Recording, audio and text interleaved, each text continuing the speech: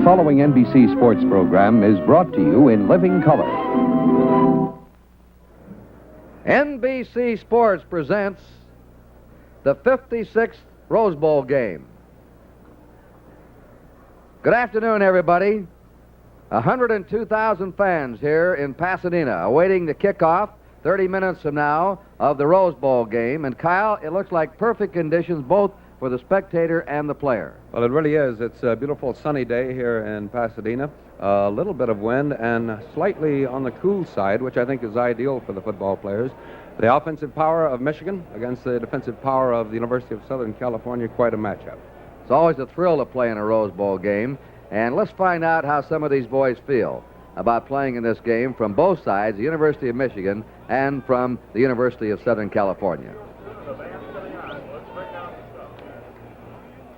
It'll be a beautiful experience. It'll be just great. Wonderful. I can think of no finer way to culminate my career. It'll be a completely unique experience. It's a good way to spend New Year's Day. It's the greatest bowl game played, and I'm looking forward to playing in it. It's the greatest. It gets to be a bigger thrill every year. Something I'll always remember. One of the highlights of my life.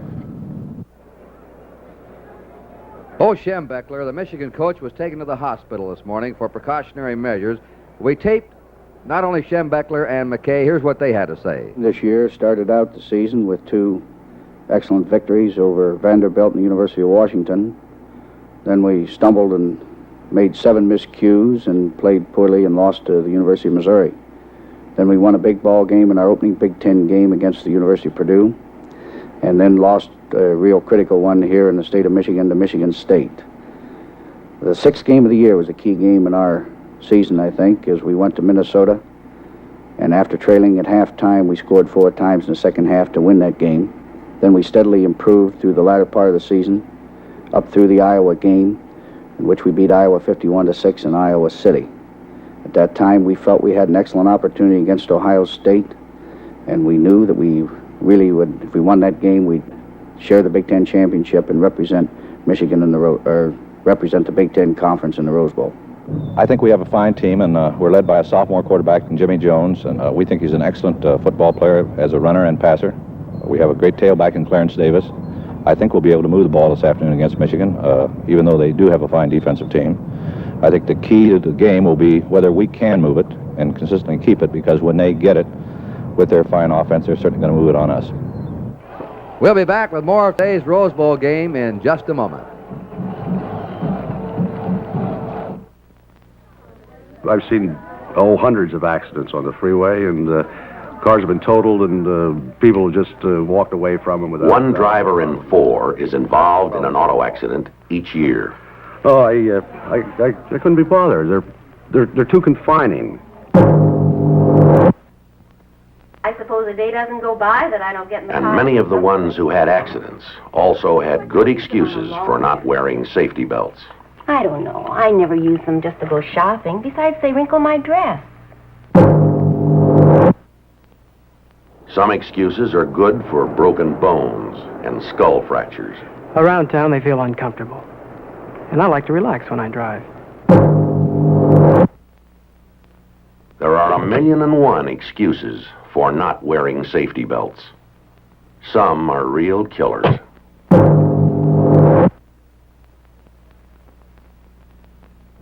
Let's find out what makes this Michigan team tick now. A team that wasn't picked to go high in the standings this year, but a team that gathered momentum as the season went along, and Kyle Rote will carry you along with them. Heading up the Michigan running attack is tailback Billy Taylor, wearing jersey number 42. Taylor, a sophomore from Barberton, Ohio, a deceptively strong runner, 195 pounds, 5 feet 10 inches tall. Extremely difficult to bring down because of his relatively short height. He possesses a powerful leg drive, good speed, the ability to hit the hole with great quickness. And following injuries early in the season, Taylor has come on strong in the latter stages of the year, goes into today's Rose Bowl game as the Wolverines' leading ground gainer. Constant threat to bring off the long gainers as you're looking at now.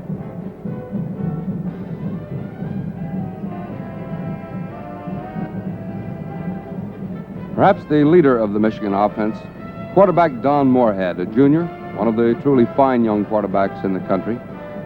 Not only can he throw the ball well, as we see in these highlights, but his greatest asset to the Wolverines could possibly be his ability as a runner.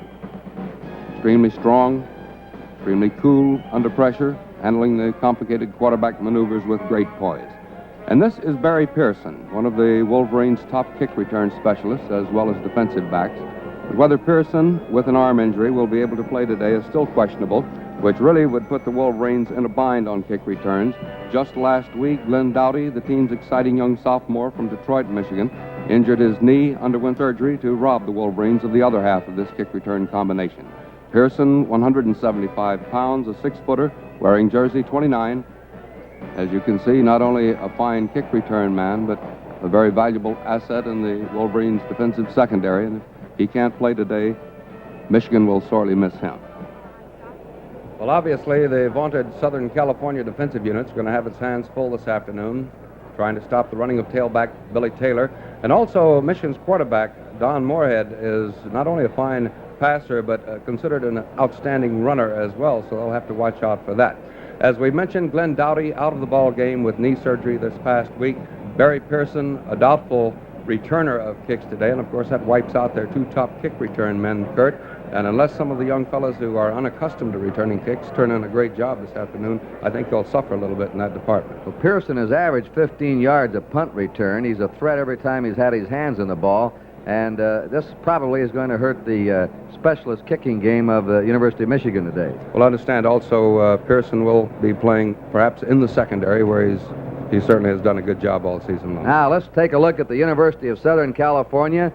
Back again. They were undefeated this year, tied only by Notre Dame. And here are some of the highlights of the USC Trojans.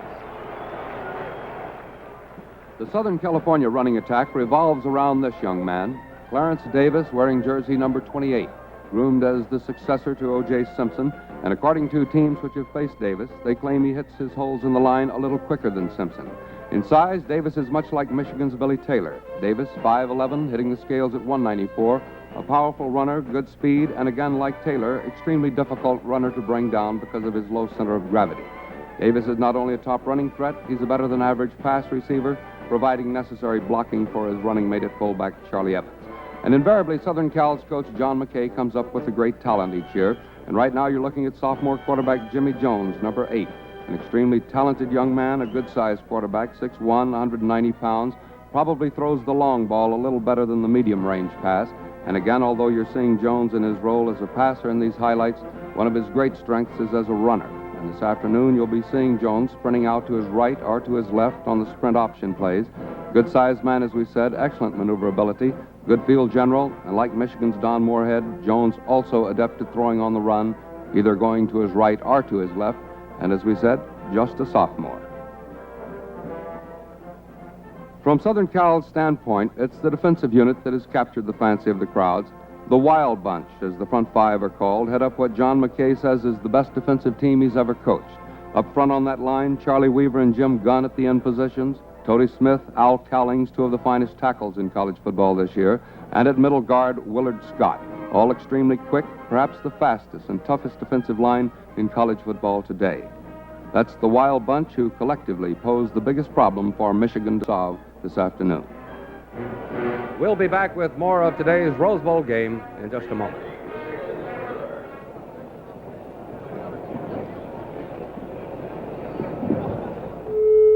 I've been told not to play with fire. Maybe I'm the one playing with fire. Do you know who and what Nick Fontaine is? I know what people think he is. This week on Bracken's World, a talented and beautiful young actress headed for stardom finds her career is seriously threatened by the notorious background of the man she loves. Came out here 6 years ago from Tampa, Chicago, and Vegas. And you're a hood. Nick Fontaine has a record of 5 felony arrests. I don't want you to see him anymore. Dad, I can't give him up. Well, why do you want to see Bracken? Marco wants me to. We wanted you to break the ice in the picture business, but it didn't work out. And now you're going in for yourself. Any way you want it. As long as you deal with Bracken. No, I won't do business with you. Because you're the Nick Fontaine. See the drama of Backstage Hollywood on Bracken's World. Friday at 10, 9 Central Time on NBC. Both squads have already taken their pregame warm-ups. Let's get more in the spirit now of this Rose Bowl game and go down the field with the 180 marching men of Michigan.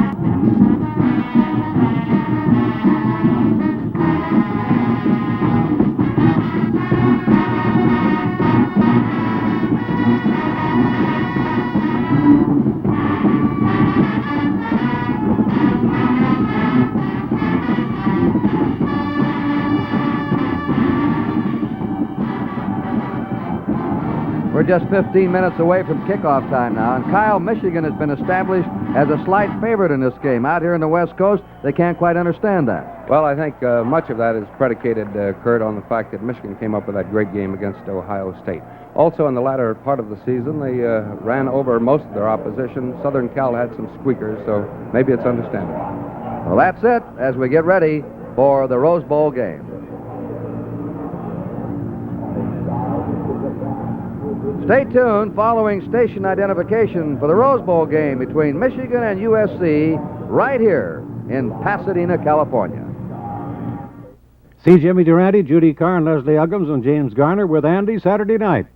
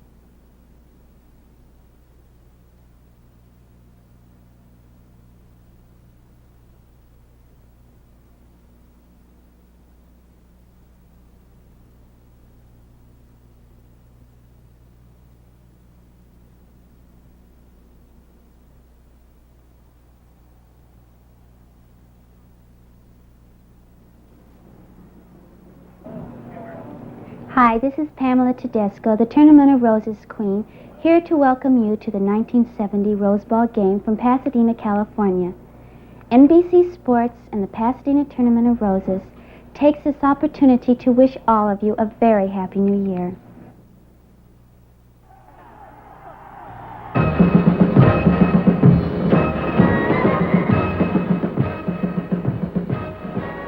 NBC Sports presents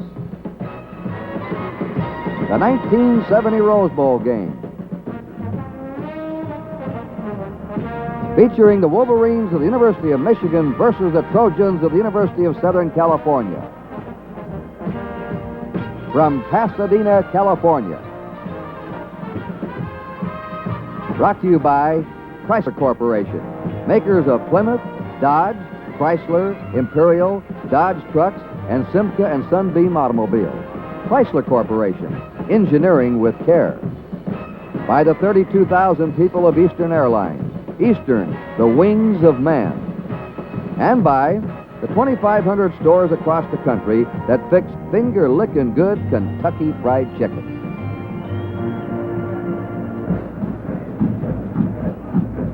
With the San Gabriel Mountains in the background and a myriad of colors scattered throughout the crowd of 102,000, we're ready for the Rose Bowl game here in Pasadena. A perfect day for football. The temperature 65 degrees, a bright sunshiny day. The field will be lightning fast. Hi everybody, I'm Kurt Gowdy to call the play-by-play for you. Kyle Rote will be analyzing the game. First of all, let us wish you a Happy New Year on behalf of the NBC Sports Department. And when Michigan upset Ohio State in one of the most stunning college football victories in the history of collegiate football, they earned the right to come here. They were the co-champs of the Big Ten. But it was a team that was gathering momentum from the middle of the season on that averaged over 40 points during its last 5 games. USC is getting to be a member of the family here in Pasadena, their 4th trip in a row. They were undefeated this year, tied once by Notre Dame, a team featuring probably the toughest front line in college football. To tell you more about what to look for today and some of the players, here is Kyle Rote. Well, as you pointed out, Kurt, Michigan, an offensive power, the University of Southern California, one of the top defensive units in all of college football this season.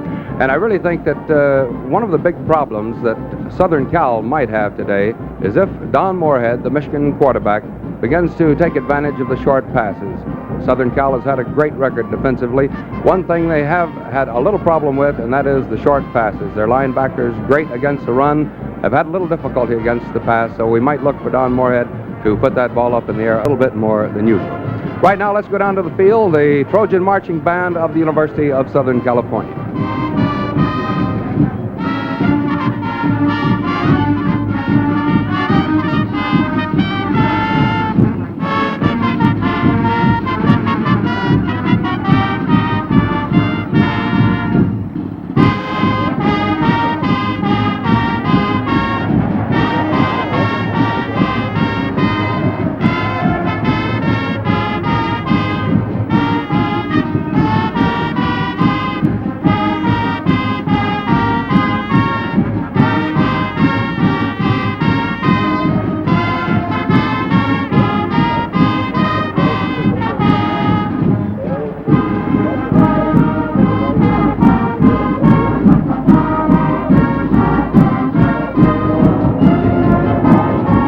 The Grand Marshals and the President of the Tournament of Roses are coming on also. And they'll be touring. There they are. The President of the Tournament of Roses, C. Lewis Edwards in the front seat.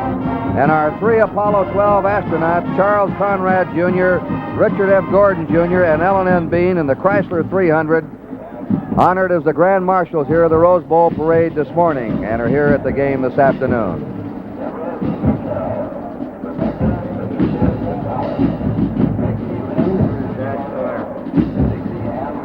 The queen of the Rose Bowl and her court in the Dodge Polara, Pamela Tedesca, is the Rose Bowl queen this year.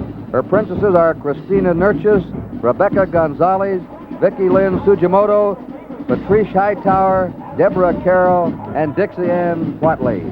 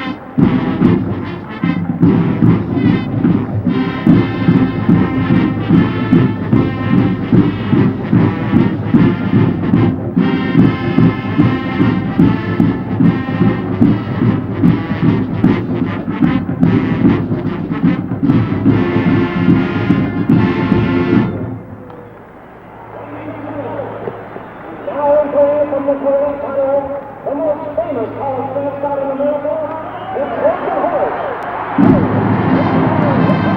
Here comes the Trojan Horse, the mascot of the University of Southern California, Traveler 2, ridden by Richard Sacco. By the way, this horse threw its rider in the Stanford game.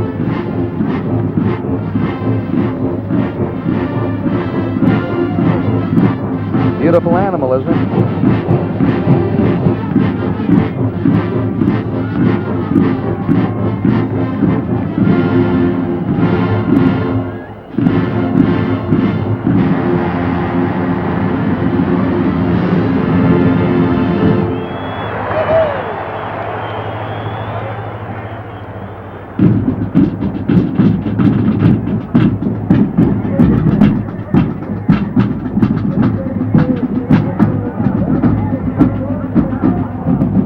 That's the Trojan band going off.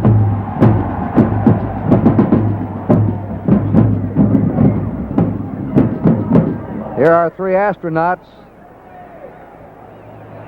Dean, Gordon, and Conrad.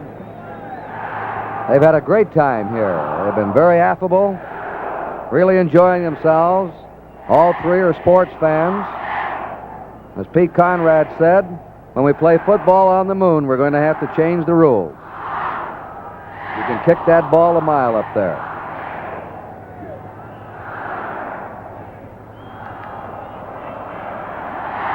This is the Queen in the white, and her princesses here.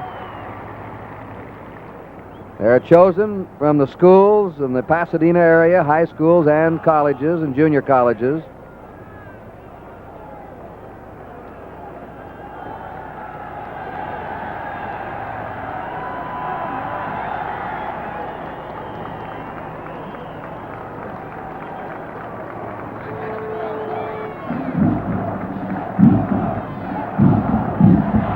They have had over $500,000 improvements in this stadium since we were here last year. Complete new aluminum seats, over 90,000 of them, new load seats, recessed areas for the teams in the dugouts so they won't be blocking the view of the fans sitting down low. Additions to the lighting system as the Rose Bowl year after year progresses, continues to improve itself. You wonder from one year to the next how they can do that, but they do it. We come back here each year and it's just a little bit better.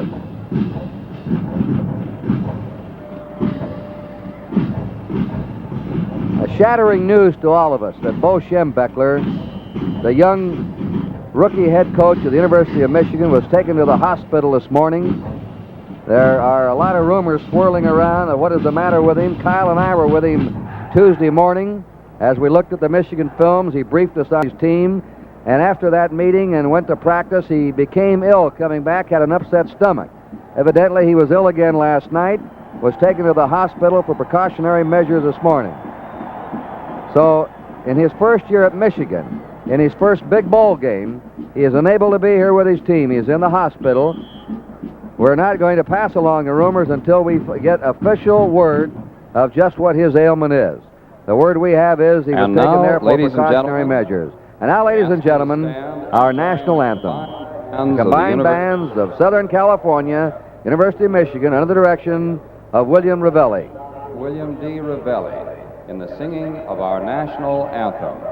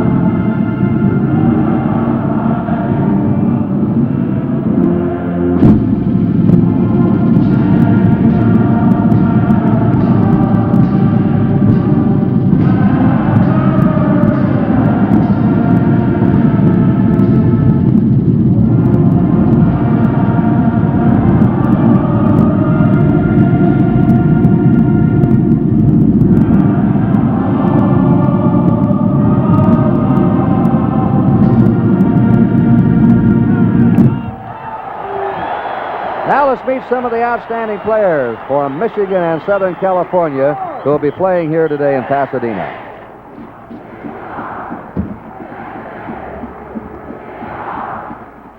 The University of Michigan is beginning its 152nd year as an institute of higher learning. Michigan is proud of its reputation for academic excellence, and it's also proud of its athletic program, which has sent its Wolverines to 5 Rose Bowl games. Relaxing on campus, meet some of the standouts for the offensive line. Dan Durdorf, Jr. from Canton, Ohio, and I'm an economics major. Bob Baumgartner, Senior from Chicago, Illinois. My major is economics. I'm Dick Calderazza from the fine suburb of Chicago, Melrose Park, Illinois. I'm a senior and I also major in economics. 4 of the fleet-footed offense discussing their attack.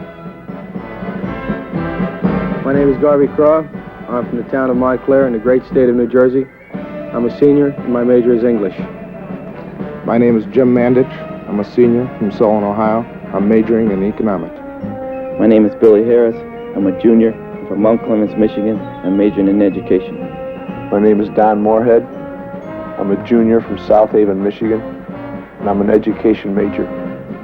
Flanked by the plaques of Michigan All-Americans are members of the defensive unit. I'm Tom Curtis. I'm from Aurora, Ohio, and I'm a senior majoring in economics.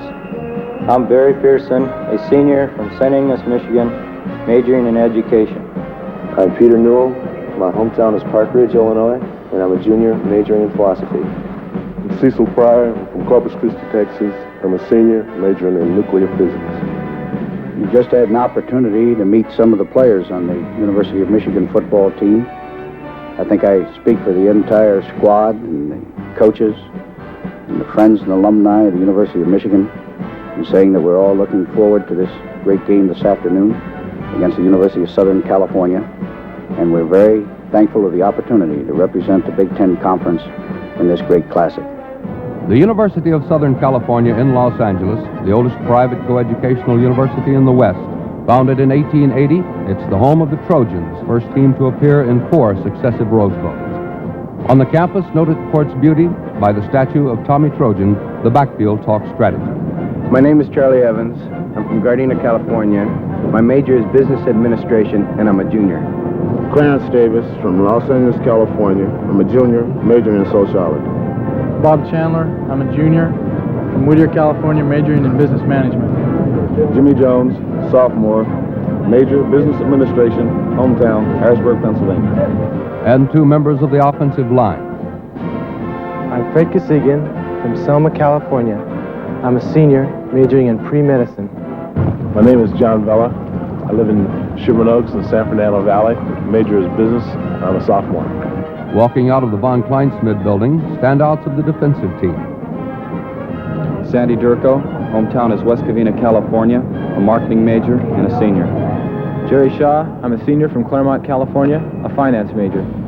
Bob Jensen from Anaheim, California. I'm a senior majoring in dentistry. Al Collins, senior, major public administration, San Francisco, California. And now let's meet 2 other standouts for the defensive unit. I'm Jimmy Gunn. I'm a senior majoring in physical education. I'm from San Diego, California. I'm Charles Weaver. I'm from Richmond, California. I'm a junior, and my major is physical therapy. I'm John McKay, football coach at the University of Southern California, and we're looking forward to playing a great team today in the University of Michigan. They look to be one of the very fine teams in the country, and we certainly hope that we're able to play real well. In the Cotton Bowl, in a seesaw 4th period, Texas came from behind with 1 minute to go, defeated Notre Dame 21-17. Those are the Trojans coming on the field.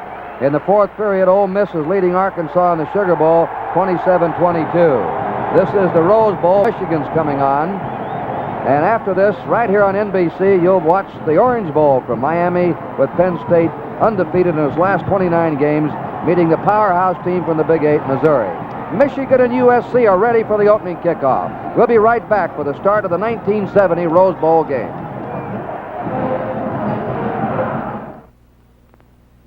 In some parts of the world, Plymouth Duster could be considered one of those imported economy cars. Was ist das? Amerikanische Car. Das ist der Duster. In Deutschland? Oh, oh. It will be driven by young secretaries who enjoy parking in about 3/4 of a parking space and who like the mileage of a 198 cubic inch engine. A boon to growing families who need plenty of room. A joy to smart students who need transportation but don't have much money. It'll be owned by sports who appreciate a torsion bar suspension, and it will be understood by those who appreciate a machine that is easy to maintain. Duster. It's small enough but big enough. We should build one so good. We will build one so good. Look out, little economy cars, wherever you are. Here comes Duster. Nobody makes it like Plymouth makes it.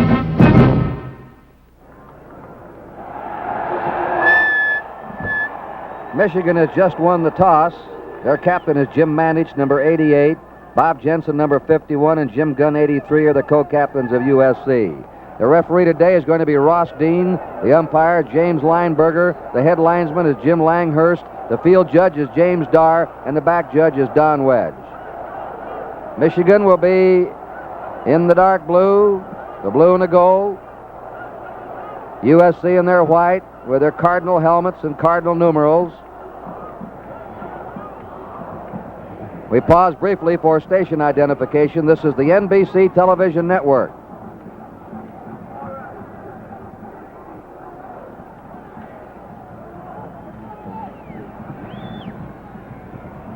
This is Kurt Gowdy and Kyle Rote now as we're ready for the kickoff. Michigan won the toss, has elected to receive. The goal that Southern Cal will defend has a slight breeze, 4 or 5 miles an hour. Here is the Michigan lineup. The tight end will be Jim Mandich, they're All-American. Deerdorf will be at left tackle. They will be flopping around, playing on both sides. Calderazzo will be a guard. Murdoch is the center. Baumgartner is at guard. Harpring is a tackle. And the other end will be Billy Harris. Moorhead will be the quarterback. Billy Taylor the running back. Garvey Craw the fullback. And Preston Henry will be a flanker. Deep now are Bill Taylor and Preston Henry. Kicking off will be Ron Ayala for USC.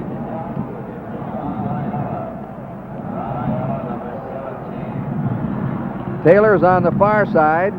Preston Henry will be on the near side. Michigan a slight favorite against an undefeated team.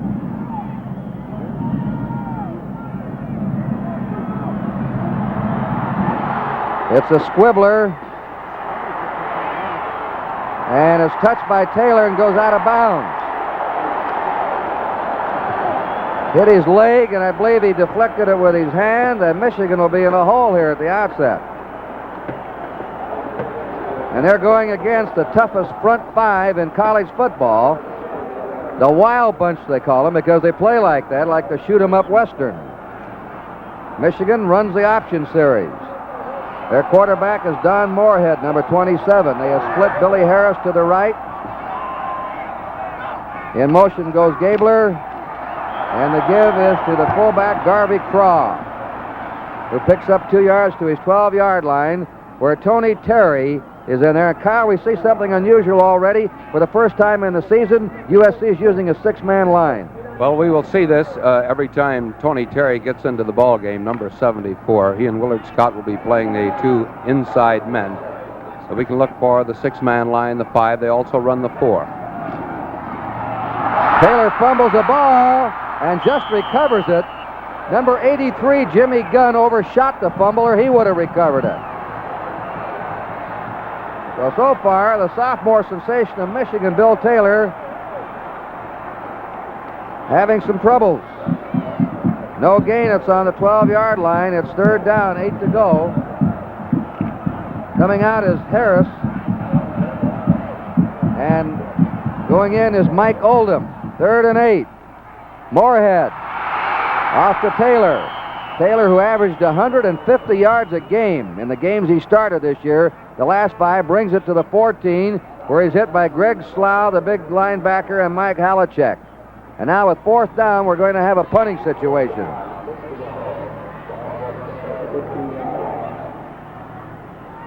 Pete Saranis goes in to snap the ball, and Mark Werner, who's averaged 40 yards a kick, will be doing the booting. Tyrone Hudson and Sandy Durko. Durko covering the far side, and Tyrone Hudson the near side are deep for USC. A line drive boot taken by Durko on his 45. To the 50. Fumbles the ball and comes up with it on the Michigan 44. Both these teams, Kyle, seem to be tight here at the opening. I wouldn't be quite surprised at all. Not only is it the Rose Bowl game, which of course is incentive enough, but as we have discussed before, the national rankings certainly are playing a part in this ball game. Michigan ranked 8th in some areas. Southern Cal ranked as high as 4th by some polls. That was a 45-yard punt and a 9-yard return. Sophomore Jim Jones from Harrisburg, Pennsylvania. Pitches to Clarence Davis. He's out of bounds, and he skips out on the 41 or 40-yard line of Michigan. Pete Newell, the very quick right tackle of Michigan, drove him out. USC will have his tight end, number 86, Jerry Collins. Vela and Rupert are at the tackles. Kasajian and Yeri at guards. Redding at center. Jones, number 8, will be the quarterback. Clarence Davis, 28, the tailback. Evans, the fullback, 33, and Chandler, the flanker. Second down, 6 to go. USC just short of the Michigan 40. To Davis. Davis jammed up at the 35 of Michigan, hit there by Mike Taylor, number 33, and by number 55, Cecil Pryor. They're short of a first down by a yard. Third down and a yard to go for USC. More renowned this year for their defense than for their offense. Right now, the offense is moving. Clarence Davis, who just carried the ball, replaced O.J. Simpson and gained over 1,200 yards this year. Scored 9 touchdowns, averaged 4.5 yards a carry. 3rd and 1. Davis trying to get outside. He has his first down. He's to the 33-yard line in Michigan. He was driven out by Curtis, number 25, the safety man. And that was Davis going hard into the Michigan bench. And throughout the afternoon, we will see both of these clubs utilizing their tailbacks. And both of them they're pretty much alike. Not too tall, about 5'10", 190 pounds. Run with a very low point of gravity, very difficult to knock off their feet. They managed to get that extra yardage. Covington, 39's in at fullback, replacing Charlie Evans, number 33. First down, USC on the Michigan 33. It's off to Davis, the 30, ripping away inside the 25, and to the Michigan 23. Breaking tackles along the way. Tom Darden, he's not called the monster, but the Wolfman finally brought him down. USC has another first down. Their second in a row. Southern Cal now is on the Michigan 23. Today's Rose Bowl game being brought to you in living color on NBC. If it's really special, it's on NBC. Davis already has carried 4 times for 21 yards. No score early in the first period. The pitch to Davis. He's inside the 20 to the 17 of Michigan. Upended there by number 33, Mike Taylor, the sophomore linebacker from Detroit, Michigan. Clarence Davis is 5'11", a junior college boy who broke O.J. Simpson's ground-gaining record for junior college players here in California. He'll have another year of eligibility. The ball right now is on the Michigan 17, second down 4 for USC. Davis goes out at tailback, and Mike Berry comes in. They want to give Davis a breather. They're in a slot right, with Chandler in the slot and Dickerson flanked outside. On the ground again they go, and that's Mike Berry, a junior of Minneapolis, who was hit there by number 82, Pete Newell, the tackle, and Cecil Pryor, the end, number 55. Spotted on the 13, 3rd and a short yard to go. And we'll see both of these clubs using what is a sprint-out type of draw play. Actually, they sprint out, hand off to the tailback. In this case, it would be Jones handing out to Clarence Davis. Usually a draw play, but they'll run it almost any place on the field. 3rd and a short yard. Jones to Berry, and he's hit behind the line of scrimmage. Blitzing through there, Mike Taylor. Taylor shot along with Bruce Elliott, who just gone in as defensive halfback, replacing Barry Pearson. It is on the 14-yard line of Michigan, 4th down and a yard and a half to go.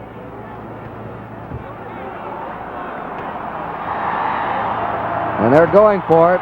The Trojan fans root him on. Sophomore Jim Jones asks his hometown fans to quiet down. Gives it to Barry. Barry is jammed up. Looks like he stopped. Mike Taylor hit him again. Taylor roaming all over this field, helped by the left halfback, Elliott, and the big save by Michigan as they stop the USC drive on their own 14, and Michigan takes over.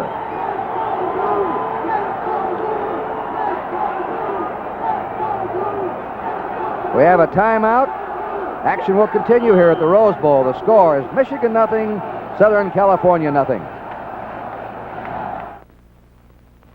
In 1965, we developed an experimental blade called EB7, stainless steel with a plastic coating.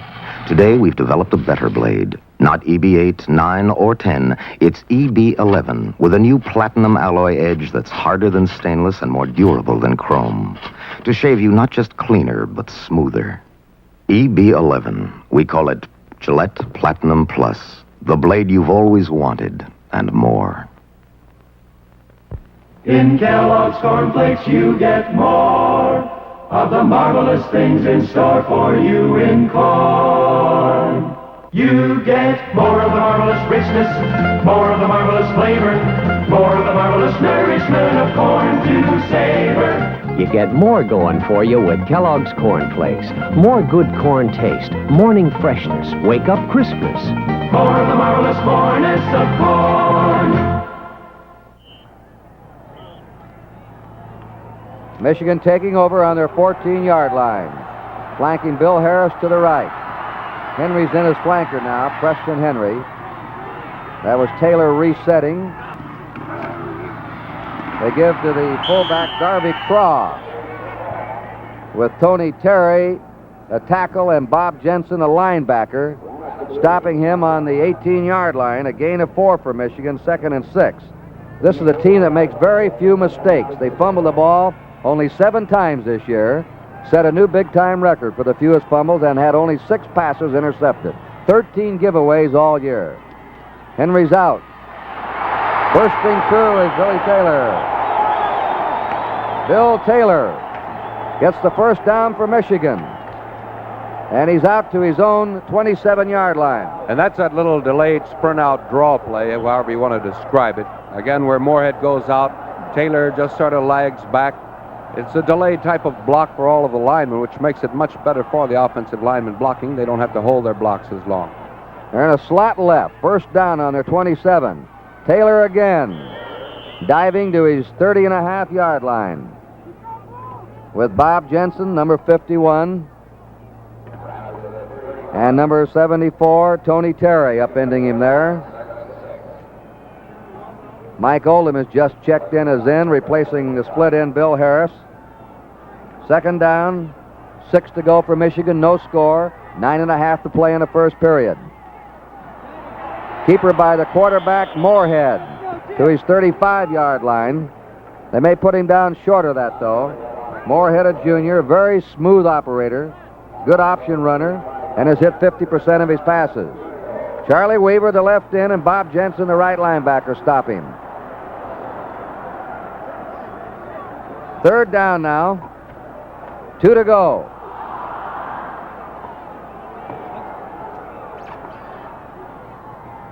Third and 2 for Michigan from their 34. Moorhead on the keeper, and he stopped right on the line of scrimmage. No gain. Jerry Shaw, the safety man, came up to get him, number 46, and 84, Charlie Weaver, pinched him in, the left end. USC has 2 of the quickest defensive ends in football, in Weaver, number 84, and Jim Gunn, 83. Gunn made All-American this year. So Michigan is forced to punt again. Mark Werner will punt with Pete Saranis snapping the ball back. Sandy Durko on the far side, Tyrone Hudson on the near side to receive the punt.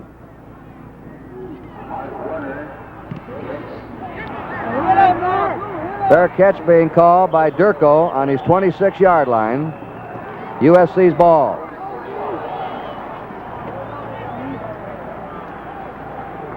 Action will continue here at the Rose Bowl. The score is Michigan nothing and USC nothing. See what this is all about, yeah. When Fred gets a Plymouth Fury Grand Coupe, you can bet the carpool will hear about it. Hey, Annie! And who can blame a man for bragging about his air conditioning or pointing out upholstery that matches the roof? What the boys don't know won't hurt them. You get a promotion, Fred? If they want to think you spent extra money for power steering, brakes, radio, a big V8 and air conditioning, well, there's no need to tell them. It's standard equipment. Unless, of course, some big mouth gets a car like yours. Strike it rich, too, Jack? Oh, my new Fury. Well, you know, with all those options as standard equipment, the price was just too good to pass up. Right, Fred? The all-new Fury Grand Coupe has more standard equipment per dollar than any other car in America. Right, Fred? Nobody makes it like Plymouth makes it. USC's ball on their 26. Jones will be the quarterback, Davis the tailback, Evans the fullback, and Chandler the flanker. Chandler split right, Dickerson goes to the left.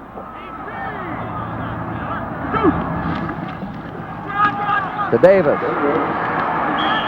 And Clarence Davis is hauled down on his 29-yard line by Mike Taylor and Fred Grambo. Grambo's the left tackle, 92. Taylor's 33, who's been in many tackles already for Michigan.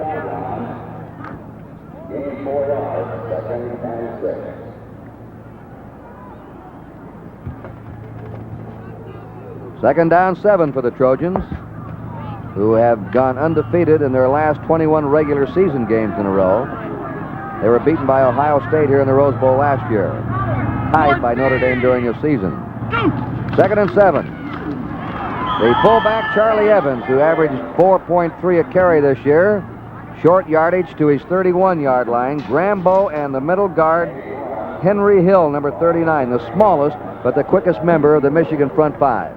You know, Kurt, we've had so much talk about the Southern Cal defensive unit, but Michigan's defensive team must be a pretty fair team, too. Looking at some of the scores, beating Minnesota 35-9, beating Wisconsin 35-7, Illinois 57-0, Iowa 51-0, Washington 45-7. Pretty solid. Third and 5 for USC on their 31. Davis going over as a slot man. Jones back for his first pass. He's a good scrambler. And he's out of bounds. They're going to spot him out on his 32-yard line. Jones can get outside, scrambles around. Pete Newell was the man that pushed him out. So USC stopped on their series. They have a 4th down and 4 with Tom Curtis and Bruce Elliott going back as punt returners. Ron Ayala will be doing the punting. He's averaged 38 yards a punt this year. Michigan likes to return their punts down the middle. That's a beautiful kick taken by Elliott to the 25, to the 30, and he's hit and dropped on his 34 by Clarence Davis. A good block throw in there by Tom Curtis, number 25. On the 34-yard line in Michigan territory, the Wolverines ball. We have no score. 6:26 to play. The Orange Bowl follows the Rose Bowl game. Penn State of Missouri. Stay tuned to NBC for the Orange Bowl right after the conclusion of the Rose Bowl game. Don Moorhead to Bill Taylor. And the Wild Bunch is in on him that time. That's Toady Smith, the little brother of Bubba Smith, Michigan State All-American with the Baltimore Colts. And the little brother weighs 247 pounds. He goes up and down between 240 and 263. He can outrun the backs in the USC backfield. He's that quick. That was a loss now of 3 yards, a second down, 13. Henry's in. Hankowitz has gone out. Second and 13 for Michigan. Moorhead shoots it on the run, and it's incomplete. Intended for their All-American, number 88, Jim Mandich. Covered by Jerry Shaw, number 46, the safety man. Jerry Shaw making an excellent move. He was in great position on Mandich, waiting until Moorhead let that ball go, then moved in just a step too late, or he would have had an interception.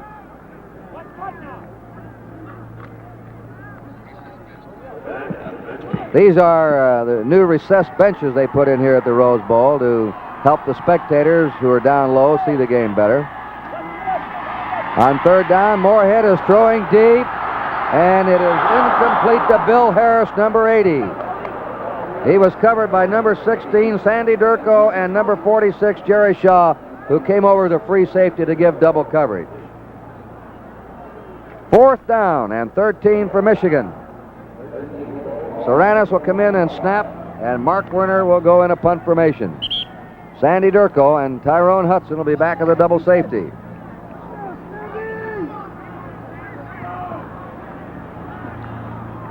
.5:40 to go. In the first period, no score. Kick is away, not too deep. Fumble there. Recovered by USC. Durko fell on the ball after Hudson fumbled it. Sometimes that's the value of that double safety. Action will continue here at the Rose Bowl. The score is Michigan nothing and USC nothing. Ball is on the 36-yard line.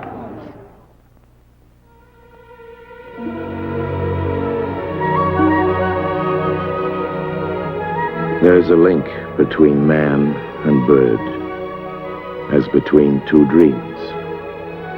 The dream of flight and the dream of freedom. For to fly, to soar and glide, to speed through the sky, is to be free.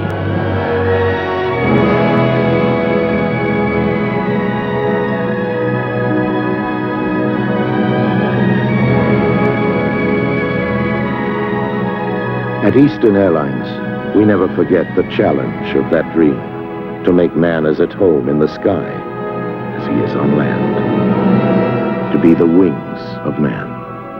Eastern Airlines, the wings of man.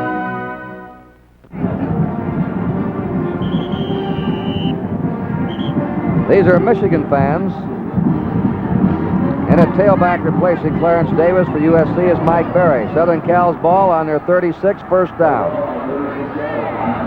In motion goes the flanker, Chandler, number 10. That's their draw for Mike Berry. And as Kyle Rowe told you, they both run the same kind of a draw. Sort of running it out of a sprint-out pattern. The USC coach, Jim McKay. This is the Chuck Stobart, the offensive backfield coach. Coach Bo Schembechler is not with his team today. He's in the hospital. He's had a reoccurrence of symptoms, and we're not going to have any official announcement until tests are being run today. But he's not here in his first big chance in a big ball game. They're doing a miraculous job with this team. The keeper by Jimmy Jones, belted out by number 70, Marty Huff, the left linebacker, number 70. Here's a boy, one of the most highly sought after graduating high school seniors 2 years ago from Harrisburg, Pennsylvania. Over 60 colleges offered him athletic scholarships, and he chose to come to USC. He's only completed 40% of his passes this year, but he's completed them at the right time in the last 2 or 3 minutes of the games. You know, Kurt, both he and Moorhead, extremely durable quarterbacks, as we say. Not only good passers, outstanding runners in their own right. Now 3rd and 1 for USC on their 41. Big hole open that time, and over the 50, and into Michigan territory goes Mike Berry for a first down. Cecil Pryor brought him down. The Trojans ball, first down on the Michigan 48. Here you can see this play again. Number 56, Bill Redding making his block. Wayne Yerry, number 60. This is Mike Berry, 23. He alternates with Clarence Davis at that tailback spot. Southern Cal now in the Michigan 48, first down, no score, 4.5 minutes to go in the first period. Humphrey Covington, number 39, the fullback, brings it to the 44 of Michigan. Marty Huff and Mike Taylor, the two linebackers, dropping. Today's Rose Bowl game will be seen in Great Britain, marking the first time American football will be televised outside the Western Hemisphere. Football, anyone? Second down, 6. Barry's in motion. That's Charlie Evans now, who's come back in at fullback. Look at him go. And it took Taylor to bring him down as he goes to the Michigan 33 and another USC first down. Charlie Evans, a junior from Gardena, California. And Jimmy Jones calling some excellent plays. Earlier, Michigan was in an even man spacing, a 4-man line or a 6-man spacing. They have since switched back to the odd man spacing with Henry Hill right over Bill Redding, the center.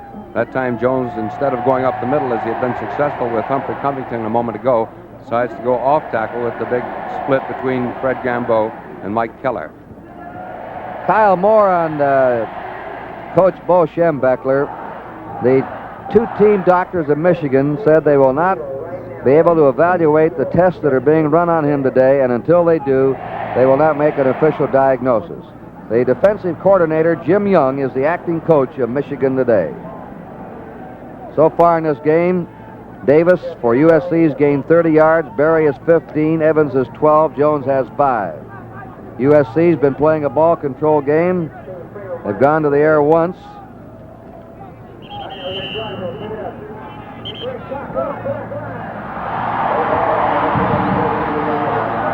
haven't passed yet. First down now, USC on the Michigan 33. The keeper by Jones. He's wrapped up by number 70, Marty Huff, who made all Big Ten. You can see why. He weighs 225 and is very quick. No gain, second down 10 for Southern California on the Michigan 33. Dickerson has come back in his flanker with Terry DeCry going out for USC. They're in a slot right. Chandler's a slot man. Dickerson outside him. Now Chandler coming back. Evans, a fullback, to the 29 of Michigan.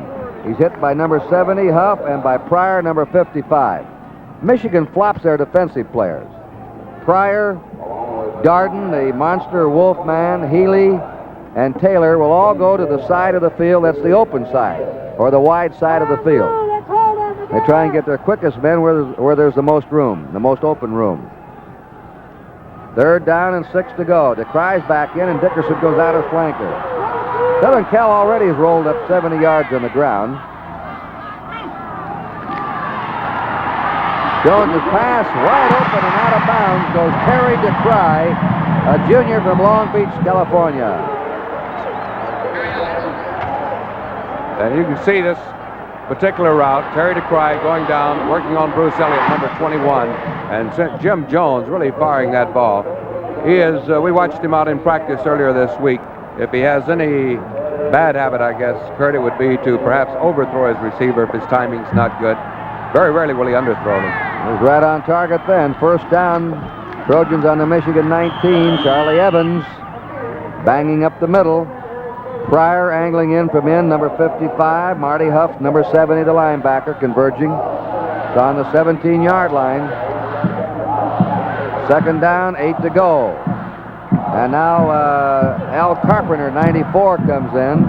And coming out is Mike Keller as defensive end. Second and 8 for Southern Cal on the Michigan 17. Covington's in at fullback.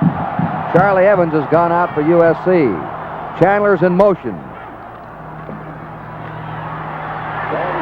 Wide open at the 10. A little hook pattern. Terry DeCry sort of curled in or hooked back again. They're working on Elliott, the defensive left halfback, who's a replacement for Barry Pearson, the starter. And again, where DeCry went to the outside before, he does the little turn in. And again, working against Bruce Elliott. And we see, when you get another chance to see the alignment, defensive alignment of Michigan, we talk about a 5-man defensive line. Appears as though they're shy a couple of inches.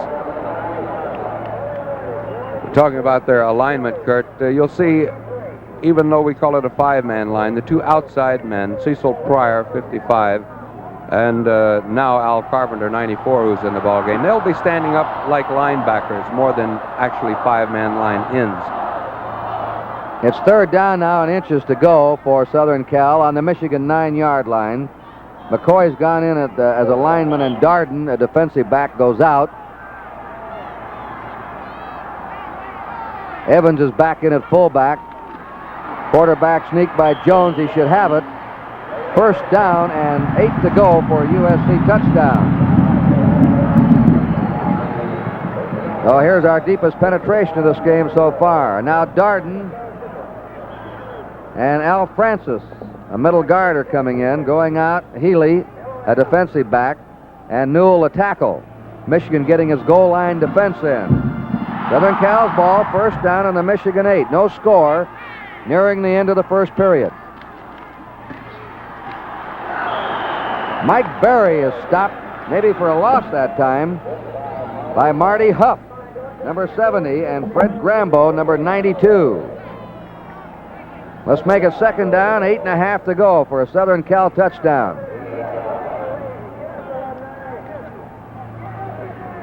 Huff has come out. Moore replaces him as linebacker. Michigan shuttling players in and out of this game.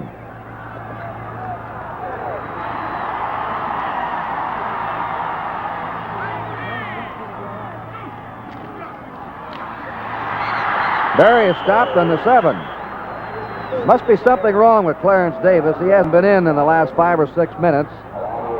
Their top ground gainer. He's been replaced by Mike Berry, who doesn't have, well, he's about as heavy, an inch or two shorter. Cecil Pryor and Mike Taylor stopped him. Third down now and 7 to go for a Southern Cal touchdown on the Michigan 7-yard line. We're in the last minute of play of the first period.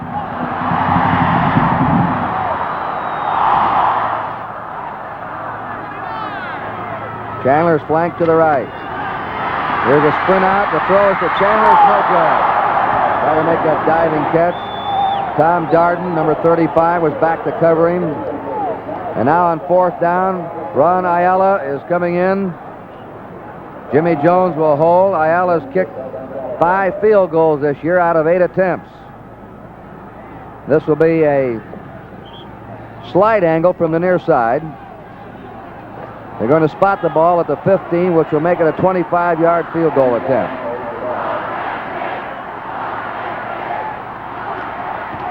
And his kick is good.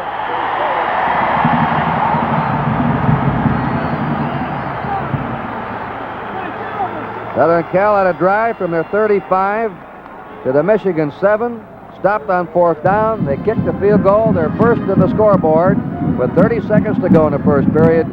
USC leading now 3-0. You know, the Big Ten Conference resumed its fine relationship with the Pacific 8 in this 56th Rose Bowl game. Additionally, the Big Ten and Pacific 8 maintain regular season football competition along with a rivalry in 10 other sports. Today marks the 26th Rose Bowl meeting between these two conferences. Billy Taylor and Preston Henry. John McKay now has seen his team score. Ron Ayala, who just kicked the 25-yard field goal, will kick off. Henry's closest to you. Taylor on the far side. It's a booming kick on the goal line to Henry. Henry's to the 10. Good coverage.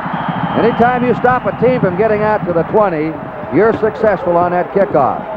And Michigan will take over now on their own 12-yard line with a first down.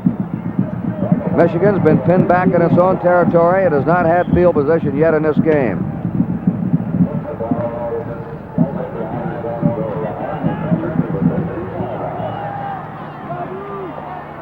Don Moorhead brings them out. Quickly to Billy Taylor. Taylor's to the 17-yard line of Michigan, where he's stopped by Crazy Horse Mike Halachek and the middle guard Willard Scott, number 71. You know, Kurt, most of the regular season, Southern Cal's defensive strength has come from their 5-man line. However, we've seen them mostly in the 6-man line. There's the whistle. That's the end of the first quarter to the 1970 Rose Bowl game with a score. Southern California 3 and Michigan nothing. What am I going to do with you? Why, Marvin, why? You're a normal boy. You should have normal desires. Why couldn't you get a big car like your brother, the doctor? Or even a funny little car like your sister, the soldier. No, you had to get banana cuda. Barracuda, Mama, barracuda. Barracuda, carabuda, so who can tell the way it looks? Like a spaceship and so sporty with those, well, what do you call them? Those torsion barbers for the suspension? Torsion bars, Mama, for stability. Yeah, you should be so stable. And all these opticals. Options. What's this? A stick slip shifter? That's a slapstick An shift. overhead constable? Console. And buckling seats? Bucket seats, Mama. And look at those instruments. What are you, an airplane pilot or something? A normal car isn't good enough. You had to be fancy schmancy. Mama, believe me, it makes it. So when are you going to get a haircut? Look at you, believe me. When normal isn't good enough, Plymouth makes it.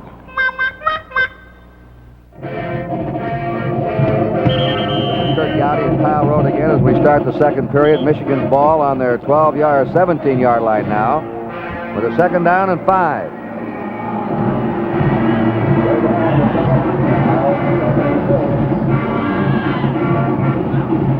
Gabler in motion. Taylor bucking his way to the 20-yard line, nudging over to the 21. Tony Terry, number 74, stopping him there. You know, Kurt, when you're facing a team as quick and as light, generally light speaking, as Southern California's defensive unit is, usually you're better off going right at them because they may not have the strength to stop the straight-ahead plays. Anything that takes any length of time to develop is sort of playing right into their hands because of this great lateral reaction they have. Third down and a long yard to go. Moorhead's throwing, wide open. Jim Mandich, the All-American in, and he's out of bounds. Great call by Don Moorhead.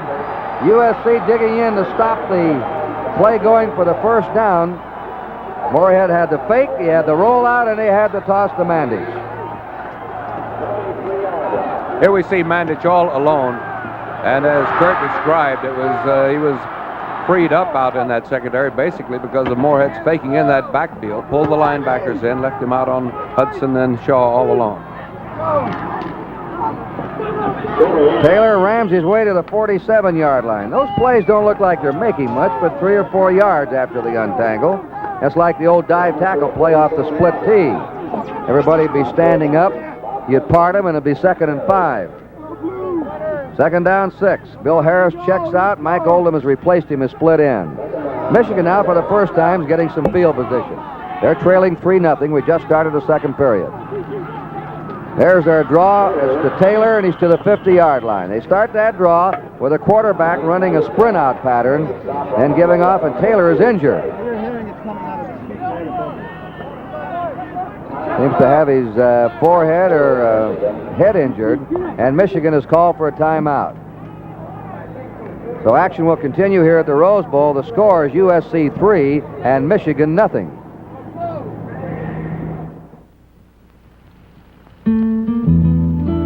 I'm Colonel Harold Sanders, and I'd like to tell you a little bit about my Kentucky Fried Chicken. Hey, you two coming?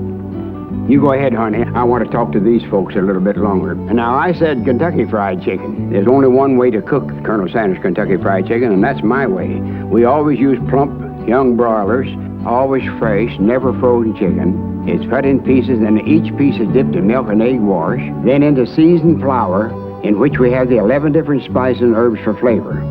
One more thing, folks. It's the only way that you're going to get chicken that is finger-licking good. And I'd be mighty proud to have you try Colonel Sanders Kentucky Fried Chicken. Mighty proud. Excuse me a moment, will you please? Hey, look at there. Didn't I tell you it was finger-licking good? Kentucky Fried Chicken. If you want Kentucky Fried Chicken, you have to visit me. Billy Taylor has been taken out. Lance Scheffler, number 45, replaces him. Glenn Dowdy was injured. He's out with a knee operation. Lost him, and now Taylor's out. Here's a Moorhead with number 84 jumping right on him, Charlie Weaver. Tremendous charge by this wild bunch of USC. Only 2 teams this season, Nebraska and University of Washington, gained over 100 yards on the ground against Southern Cal. And they can put that fierce pass rush on. The only passer they never really got to was Jim Plunkett of Stanford. Now on 4th down, Werner's in a punt formation. Durko and Hudson are deep. Beautiful kick. Durko takes it on his 12. He's smothered and flag goes down. A clipping. We've had a clipping. And this is going to put USC back in a hole. Jim Manich went down to wrap him up. This penalty will be half the distance to the goal.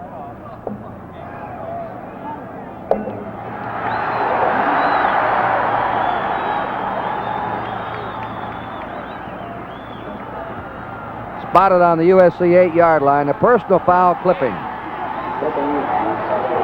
Remember, the Senior Bowl will be on NBC Saturday, January 10th, 2 o'clock Eastern Time from Mobile, Alabama.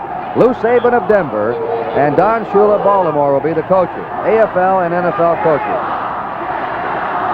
Barry Pearson's gone back in as defensive halfback now. USC on their own 8 first down. Jones to Berry has a big hole, and Mike Berry runs it out to his 18. Clarence Davis is not injured. They're just giving him a breather, and right now Mike Berry's running that ball in pretty good fashion. Barry Pearson made the tackle on him.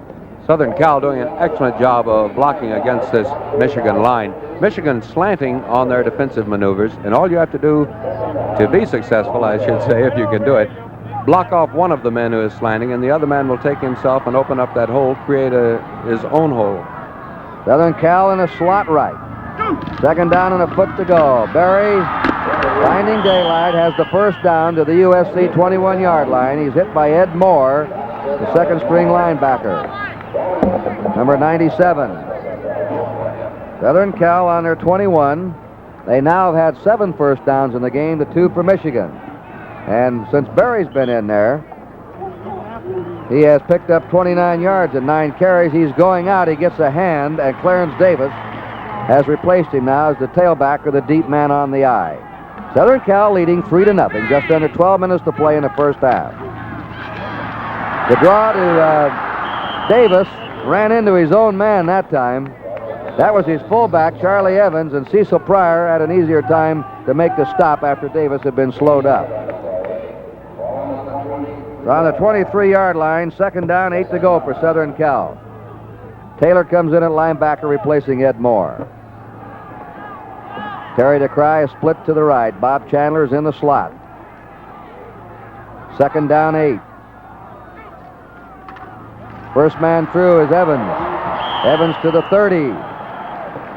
Darden, 35. Number 90, Mike Keller. And number 70, Marty Huff on him.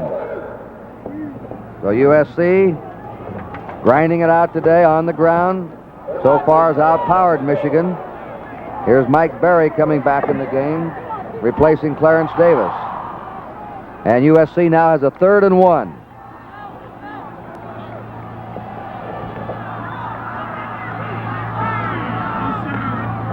Chandler going in motion. Keeper by Jones. Jones is decked on the 30. No gain, and he's hit by Tom Curtis. What a charge from that safety position. He came up there on the dead run and threw his body at him and knocked him out and stopped him short of the first down. Curtis, an All-American safety this year on many of the honor teams. 4th down, a yard to go. Ayala's in to do the punting for USC. And now Pearson is coming out, and Elliott drops back with Curtis, double safety.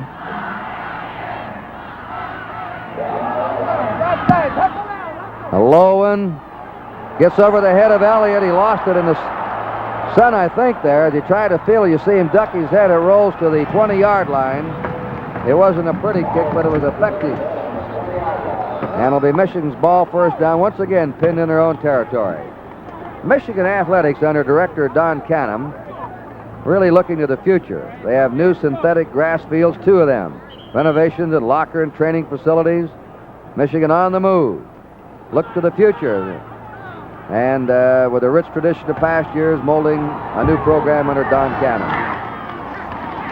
On first down, Lance Scheffler, who has replaced Bill Taylor's running back, is stopped on his 23-yard line by Tony Terry. So Michigan will have a second down, 7 to go. The score is USC 3, Michigan nothing. 10 minutes, 12 seconds to play in the first half. Billy Harris goes out. Mike Oldham comes in a split end. He's flanked to the right. USC using that six-man line. The quick one to Mandich. Quick pop to Mandich to the 29. It was raised up and hit him. And it was Jim Gunn, the right end, who stopped him. And number 51, Bob Jensen. Here's the play again. Moorhead going back. And there you see Mandich right at the bottom of your screen, cutting right in front of Bob Jensen, number 51. All right, Oldham's out. Bill Harris is back in. It's third down, a yard to go for Michigan on their own 29.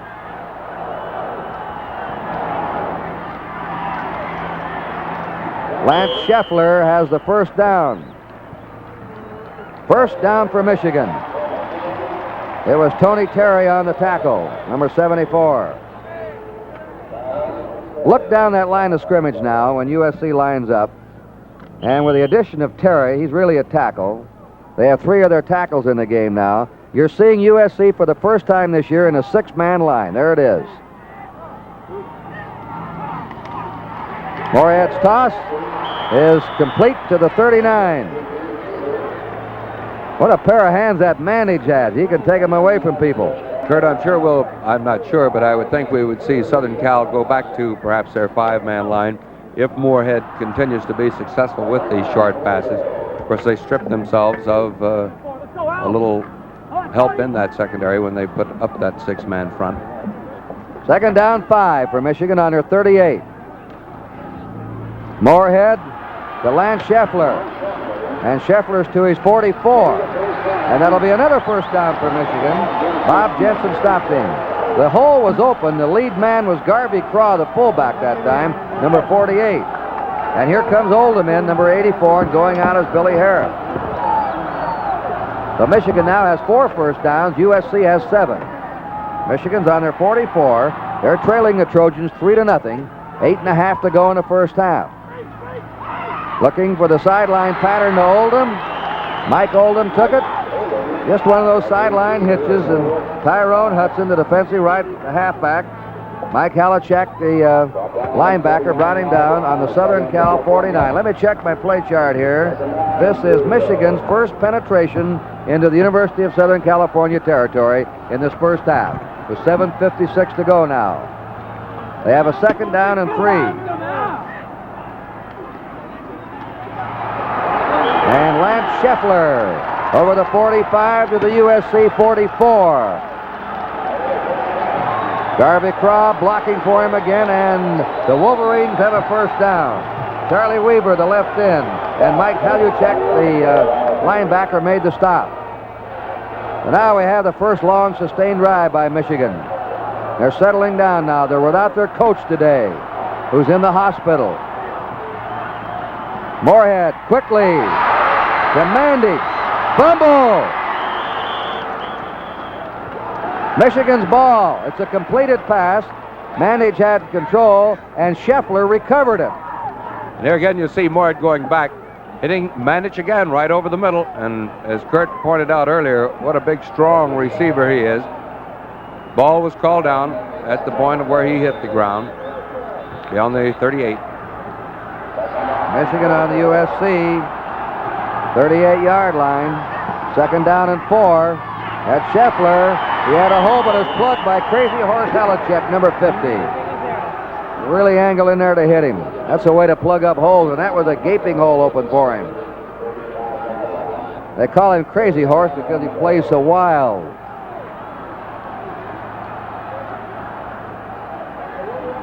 Third down and a yard to go.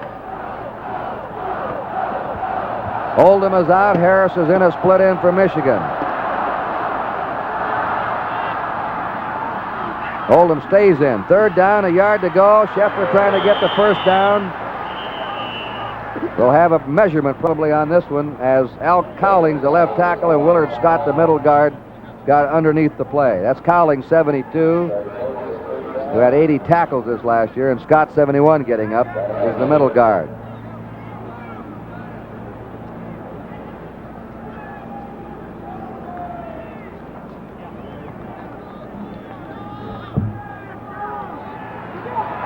First down, Michigan.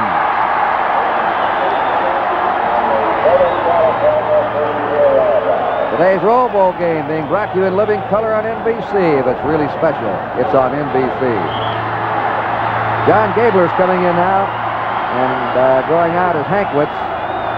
Michigan's ball on the USC 34. Michigan started this drive on their own 20. They're trailing 3-0. It may be intercepted. No, it's not. An incomplete pass. Cowlings with Deisman for it. Al Cowlings, number 72. O.J. Simpson and he went to high school and junior college together, and he's arguing that he caught that ball. And you know, the thing that prevented him actually from catching it was Don Moorhead himself. Moorhead diving in there as that ball was coming down and hitting Cowling. Second down, 10 for Michigan. Gabler's out. Hankwitz has gone in as flanker. 6 minutes to go in the half. That's their draw play, and Scheffler is just short of the USC 30. He was taken there by Willard Scott. One reason this draw play is working successfully for Michigan is that as Southern Cal looks at the play, they're getting a good strong move out to the side. The tackles are moving out with the play, and of course they're trying to seal off that middle. And as the runner cuts back, well, the defensive players are actually taking themselves out of the play. Jerry Insulin now has come in at end. Number 86. Moorhead's toss, and he was rushed hard by 72, Al Cowlings, who knocked him down as he let the ball go. The pass was intended for Mandich down the middle. Tremendous pass rush by Cowlings that time.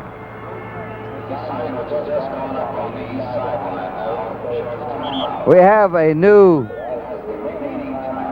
view for the spectators here. We have the remaining timeouts now being shown. Michigan has 2 timeouts left, and USC 4, and they're down there by the yardstick. Fourth down. Moorhead.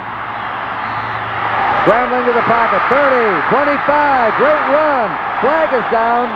A flag goes down in the USC secondary.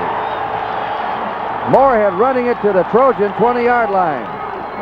And you can take another look at what we were talking about earlier. Moorhead, not only a good passer, but an extremely agile runner, making an excellent move.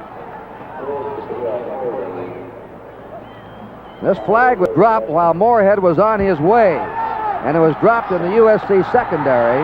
It's against Southern California. It's going to the 9-yard line. It's holding, illegal use of the hand. And Michigan has first down and goal to go. There's the new timeouts. USC, Michigan, 4 left for the Trojans, 2 for Michigan. A long drive now by the Wolverines. They've come from their 20 to the USC 9.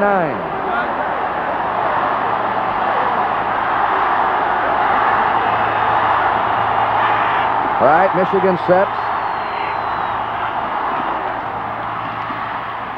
The quick give to Garvey Craw, the fullback. Charlie Weaver, the left end, 84, and Al Cowlings, the left tackle, 72, stopped him. The ends aren't too big for USC. Weaver weighs 209 and Gunn weighs 210.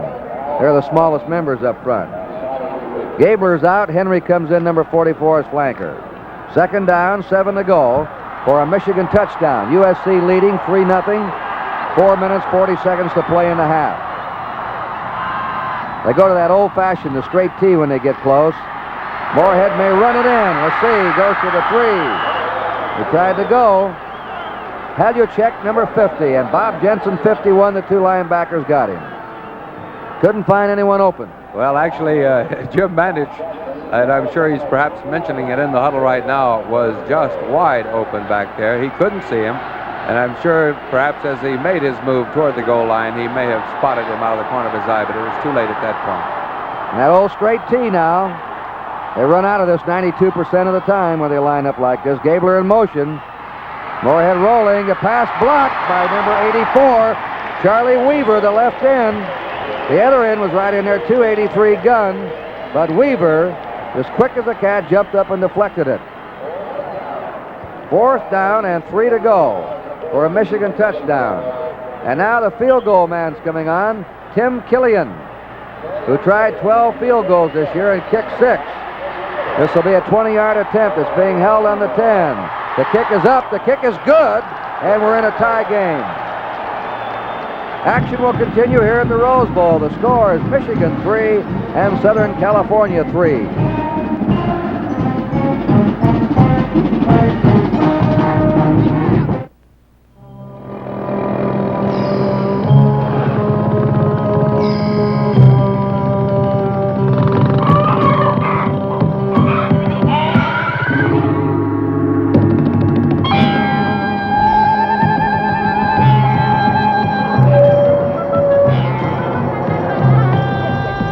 If you're accustomed to all the finer things in life, we recommend the 1970s Ford Suburban wagon.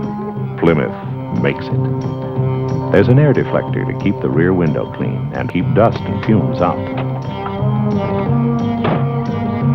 An optional dual air conditioner to cool your rear seat passengers, and 5-speaker stereo to surround them with music. The Sport Suburban wagon is for a lot of people who want comfort wherever they go. Following the leader doesn't make it. Being the leader makes it. Plymouth makes it.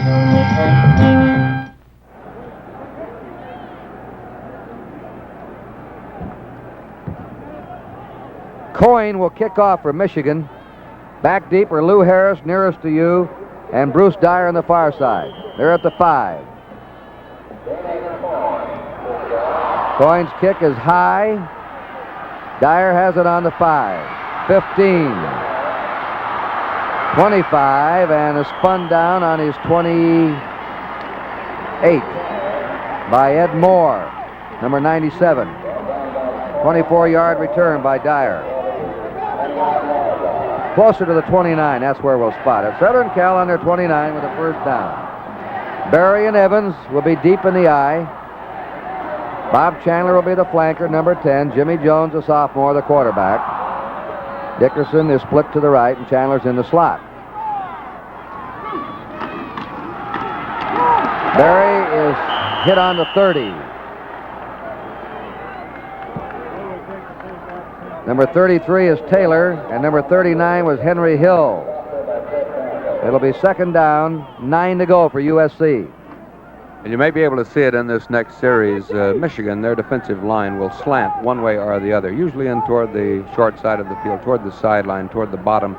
But with their linebackers filling in, it gives almost an 8-man type of front with their linebackers stepping into the opposite way of the slant. Covington's now in at fullback, 39. Here's the option being run by Jones. He gets away from Taylor. Tom Curtis chases him out of bounds, a safety man. Taylor had a shot and couldn't get him. And finally, it was a safety man, Tom Curtis, 25, who got him. And there you see Taylor, 33, right in the bottom of your screen, going toward Jones. Jones, good-sized boy, and is just like Moorhead, a good runner. Number 25, Tom Curtis, taking him out of bounds. Terry DeCry comes in replacing Sam Dickerson as flanker. It's now on the 37-yard line of Southern Cal. Third down, a long yard to go. Barry, first down to the USC 41. Hit there by Mike Keller, number 90. We pause briefly for station identification. This is the NBC Television Network.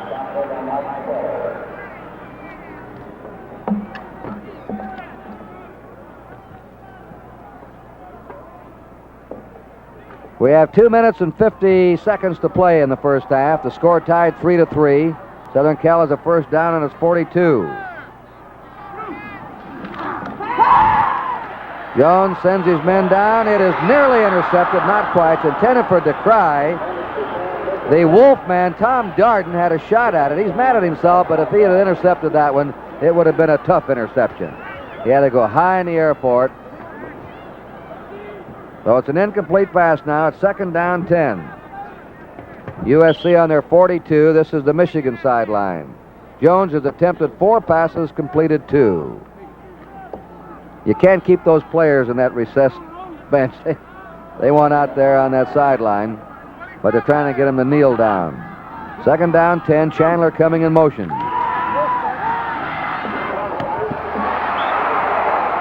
That was DeCry, who's getting open, who's going down and curling into the seams, getting in those cracks of the Michigan defense. That's the third time they've hit him today, Terry DeCry. And if they go according to form, they may come back to him with an inside move, as they did before when he was running those patterns against Bruce Elliott. Gave him an inside move, cut to the outside, then the next time he faked him to the outside, cut back over the middle. 3rd and a yard to go, USC and the Michigan 49. There goes that little Berry again, getting a first down. Playing quite a game, backing up Clarence Davis today, the team's running star. Barry Pearson, the halfback, and Tom Curtis, the safety man, made the tackle. And USC had the first down on the Michigan 44. Dickerson's in, DeCry goes out. Barry now has picked up 38 yards in 12 carries. Timeout. Southern Cal calls the time. Action will continue here at the Rose Bowl. The score is tied, USC 3 and Michigan 3. What man can resist it? The clean, crisp aroma of ocean surf. Get it in new Gillette Foamy Surf Spray Shaving Cream. A new fragrance, like the refreshing spray of a breaker. The foamy crispness of ocean whitecaps.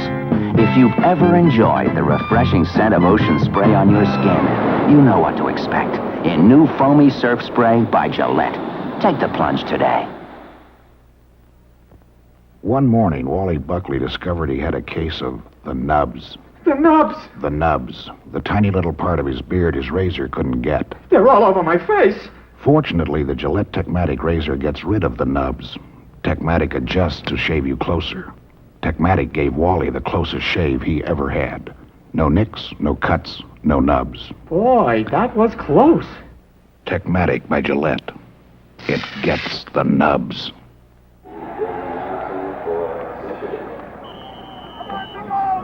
All right, Michigan will set up defensively with Mike Keller out at left end and Al Carpenter replacing him.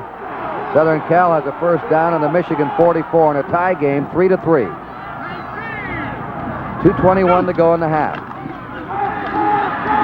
Jones is going deep for Dickerson, and it is incomplete. Covering that play was Curtis and Pearson, double-teaming Sam Dickerson, who runs the 109.7, and who put USC in the Rose Bowl when he caught that pass in the last couple of minutes of play deep in the end zone against UCLA. Terry DeCry's in now, replacing Sam Dickerson. For you Michigan fans, the reason your star running back Billy Taylor's not in the game, he has a slight head concussion. Second down, 10 for USC. And a timeout against USC. That should give them 2 timeouts remaining. There's Jones talking to his coach, John McKay. Now, Billy Taylor has played very little in the second period. He gained over 800 yards this year and did most of it in the last 5 games of the year. He dislocated his shoulder. Glenn Dowdy started in the first 5 games, and he became injured. Taylor stepped in and averaged 150 yards a game in the last 5 games, but he's hurt now. How about a team that has 2 sophomores like that, Kyle? One gets hurt and the other one steps in. And, you know, another fella in this ball game who is still recuperating from an injury, Barry Pearson. Pearson, as you have seen, has been in the ball game, although they've not used him at his specialty, which was returning kicks, along with Glenn Dowdy. Dowdy, of course, out with a knee injury last week here in practice, underwent knee surgery last week. Second down, 10 to go for USC on the Michigan 44. Great drop back again for Jones. Now he dumps it off on a screen to Evans. Evans got jammed up by one of his own men and has stopped at the 41-yard line. Number 68 was coming out for him. That was Steve Lerner, the right guard, to set up the screen, and Evans ran into him. And then Tom Darden came in to make the kill as the defensive back. That play looked as if it would go somewhere when it first started. 3rd down and 7 for USC on the Michigan 41. Here's Keller, number 90, coming back in at end, replacing Al Carpenter. And Dickerson going out. Or DeCry going out. Berry's going out. Clarence Davis comes in at tailback. Dickerson will be flanked to the right. Just under a minute and a half to play now in the first half. Game tied 3-3. Davis in motion. On 3rd and 7. Jones dumps it off to Evans. Evans to the 30. That was just a little soft, feathery dump-off pass. And Evans almost just stood over there and waited for it. He moved a step or two, and that was it. That wasn't a screen. It was just a delayed dump-off. Not at all. They had Sam Dickerson way downfield. And apparently they thought he was going to Dickerson, and perhaps he had intended to. Only 3 defensive players had dropped back deep with Dickerson, which, of course, opened it up for Evans. Southern Cal on the Michigan 29 with a first down. Davis claws his way to the 24-yard line of Michigan. Number 92, Fred Grambo, the left tackle on the stop, a sophomore.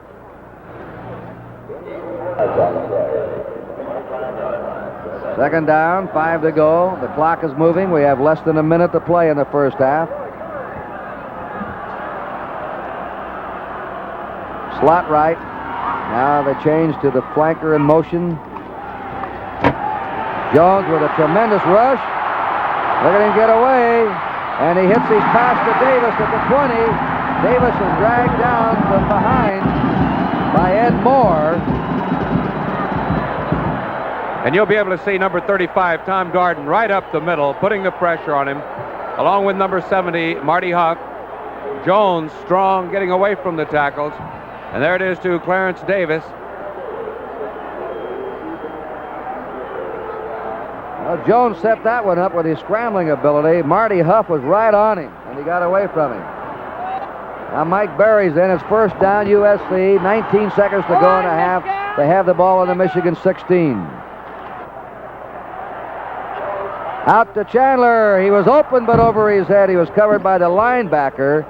Chandler, a speedster, a track man, had the ideal situation. Got a linebacker to cover him one-on-one, but the pass was high. Second down, 10. Southern California on the Michigan 16-yard line.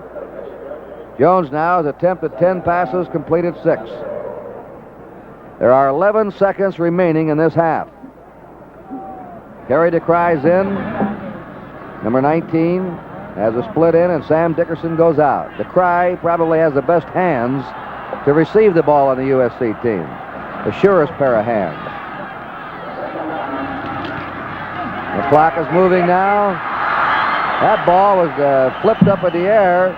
Darden nearly got it in the air, and he would have had an open field. Tom Darden, the sophomore Wolfman of Sandusky, Ohio. And you could see that one coming. Darden, as you say, playing that Wolfman position, roaming around, and he started before the ball was snapped, and he was really coming in.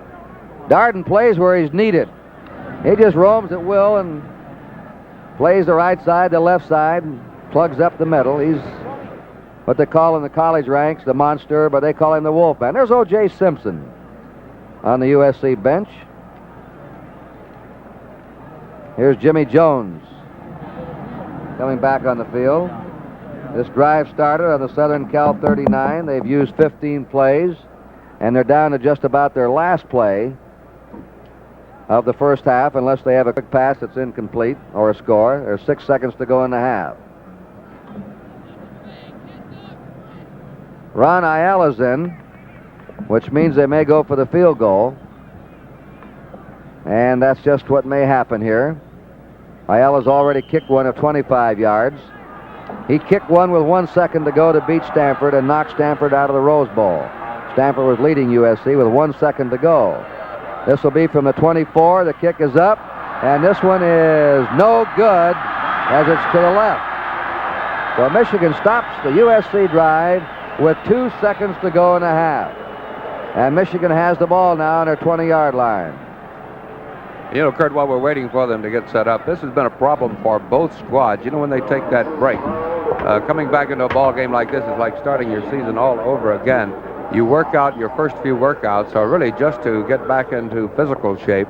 Then you start your practice sessions for strategy preparation.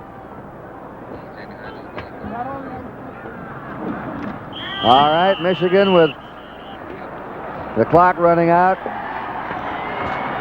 Does it on their own 20. That's the end of the first half of the 1970 Rose Bowl game with a score Michigan 3 and Southern California 3.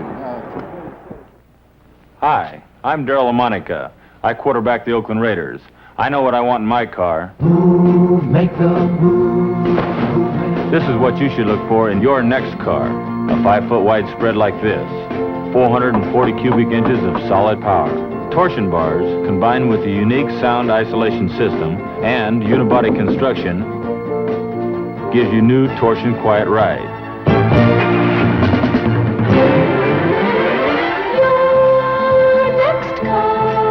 The 1970 Chrysler with torsion quiet ride. The ideal blend of quietness and control. This is my car, your next car. For the young and wild, like a dream come true.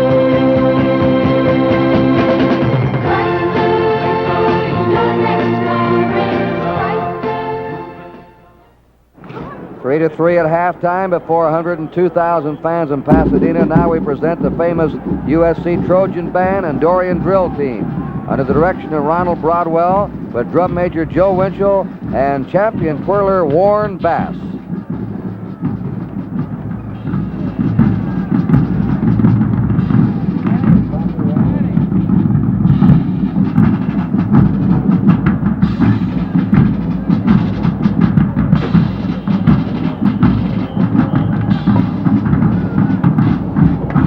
Ladies and gentlemen, we proudly present the famous Trojan Band and Dorian Drill Team under the direction of Ronald Broadwell and assisted by David Green, with drum major Joe Winchell and champion twirler Warren Bass.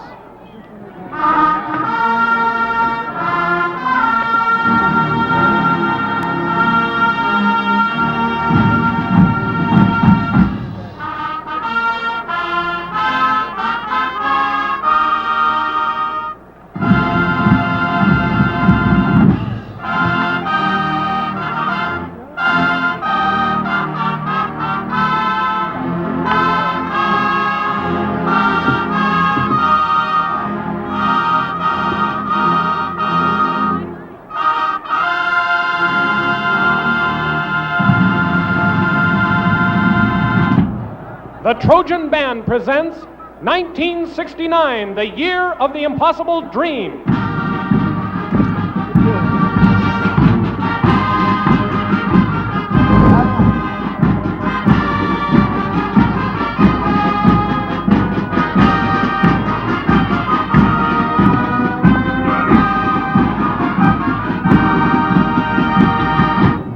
Nothing seemed more impossible than the Trojans' fourth consecutive trip to the Rose Bowl. But here they are.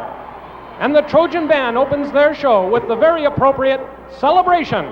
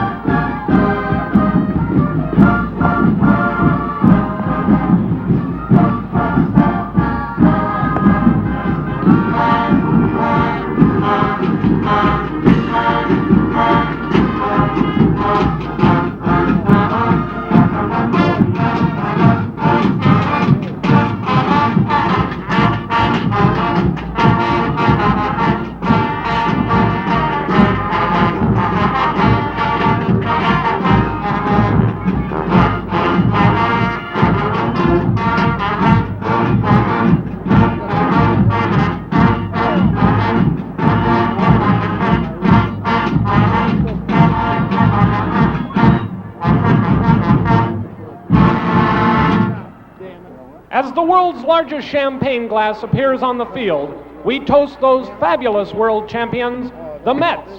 They did the impossible, and all of New York City went out of their heads.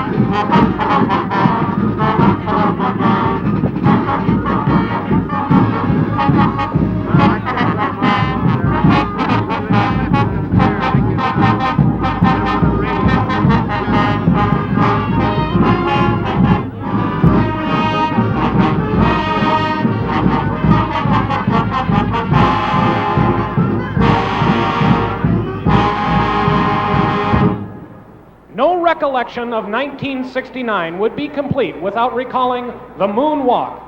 It truly was a mission impossible.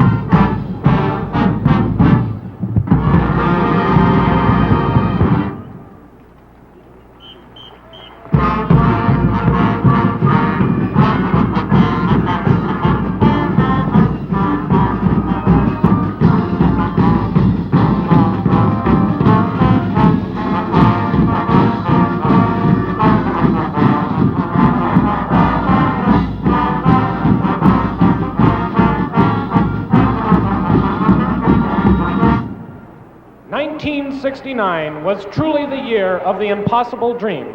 But we as Americans celebrate the first day of this new decade with a wish for peace. Peace around the world in the 1970s.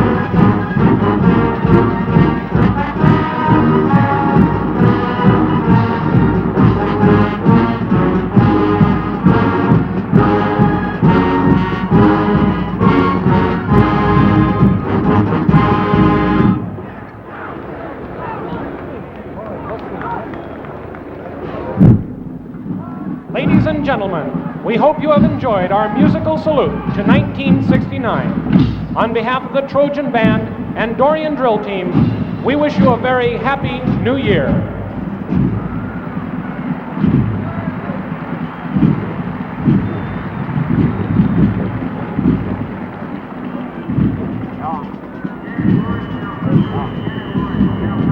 Halftime activities will continue from the 1970 Rose Bowl game after this pause for station identification.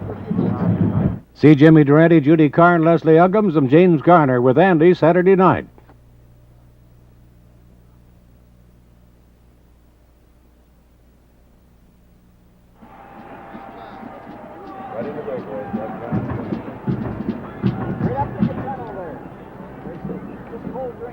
Hey, Harry. 9, I can't hear you at all. Billboards, mid-billboards.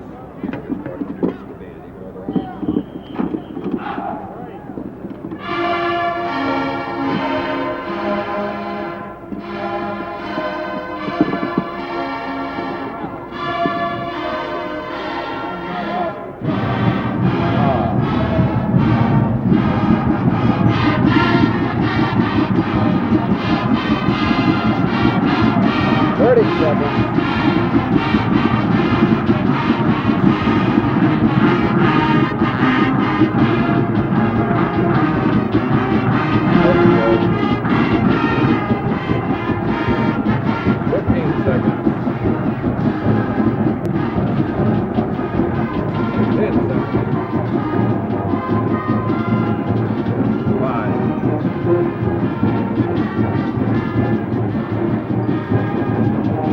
This 1970 Rose Bowl game is brought to you by Chrysler Corporation, makers of Plymouth, Dodge, Chrysler, Imperial, Dodge trucks, and Simca and Sunbeam automobiles. Chrysler Corporation, engineering with care. By Gillette Platinum Plus, the blade you've always wanted and more. And by Kellogg's. Kellogg's puts more in your morning. We're here at halftime at the Rose Bowl. The game is tied 3-3, and right now, the Michigan Marching Band is entertaining.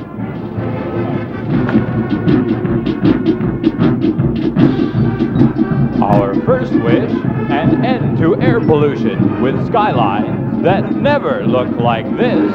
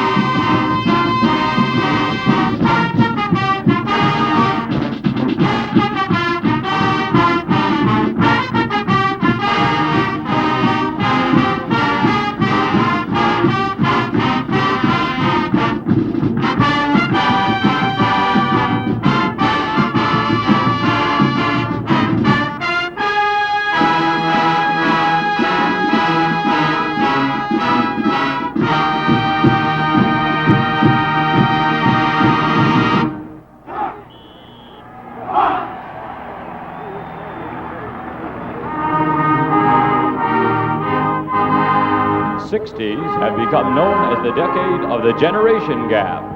This so-called gap has grown between parents and their children, between senior citizens and the present generation, and in education between administration and faculty and the student body. We trust and hope that the '70s will see a return to reason, with students seeking in the democratic way the place they feel they must have in the plan of education.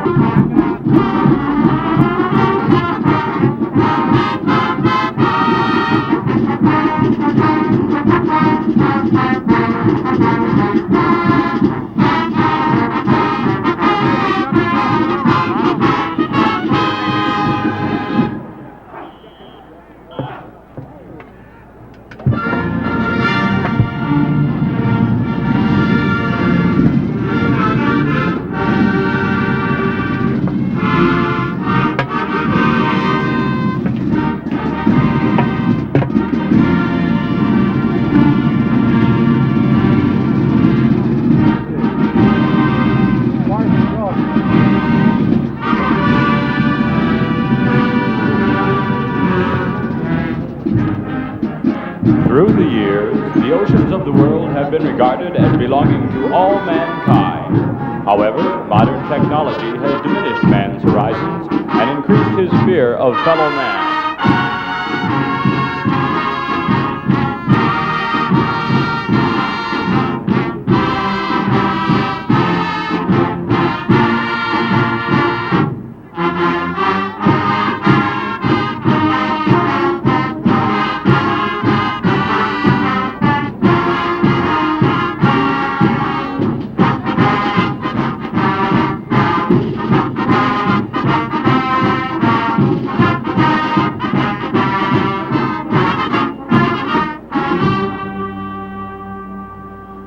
On October 7, 1969, the treaty between the Soviet Union and the United States banning underwater nuclear arms was signed and has now been submitted to the other nations of the world for ratification.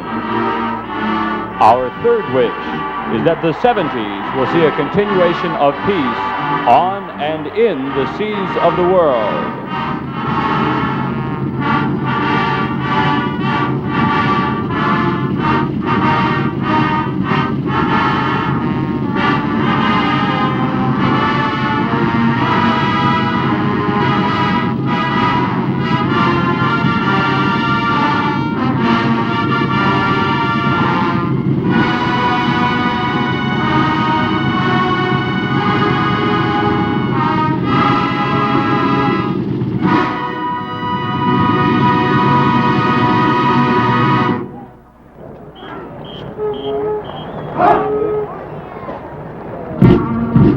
The wings of peace and freedom proclaim our final wish for all mankind in the 70s. As Dr. Martin Luther King expressed it, let us not seek to satisfy our thirst for freedom by drinking from the cup of bitterness and hatred.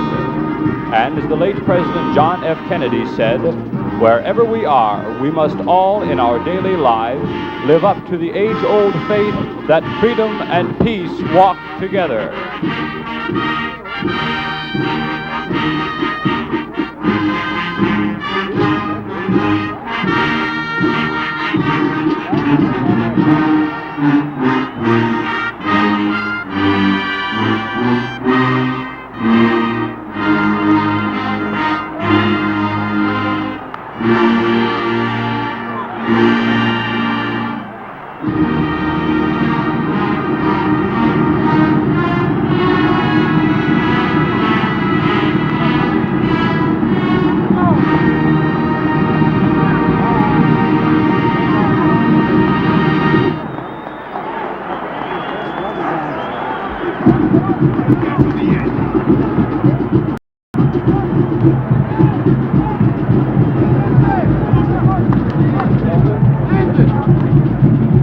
Two tremendous band shows here at halftime by Michigan and USC. The score is Michigan 3 and US 3 as we get ready for the second half kickoff in the 1970 Rose Bowl game.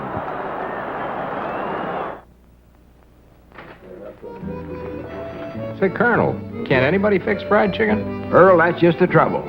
Some places, fried chicken where they have fried everything else, and you wind up with a confusion of flavors. You want to take my man? Yep.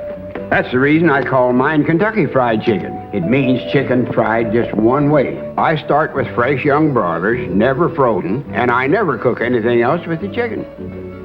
Is that why it's so good? Partly. That and the 11 herbs and spices, and they're my secret, you see. You gonna play checkers or eat chicken? A little of both. Everybody knows how good my chicken is, but nobody knows how it's made.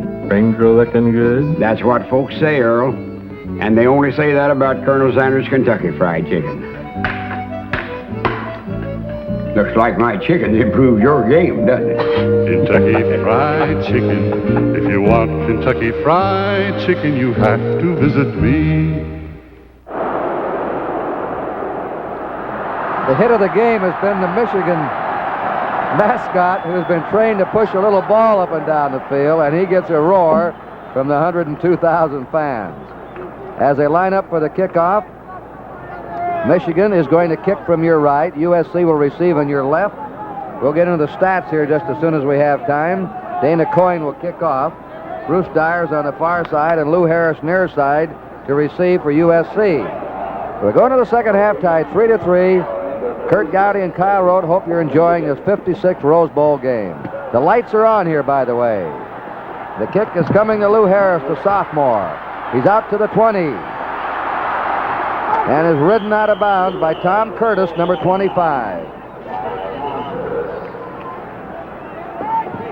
There they are, Kyle. And very quickly you could see Michigan being held to 119 yards in that first half. So this battle of offensive power by Michigan, defensive power by Southern Cal, thus far has gone to Southern Cal. Southern Cal holding Michigan, a team that has been averaging 420 yards per game over the season, to only 119 here in this first half. So at this point, I'd say, Kurt, your quarterback's about even. Moorhead hitting 5 of 10, Jones hitting on 6 of 11 in the passing game. Michigan was offside on the kickoff.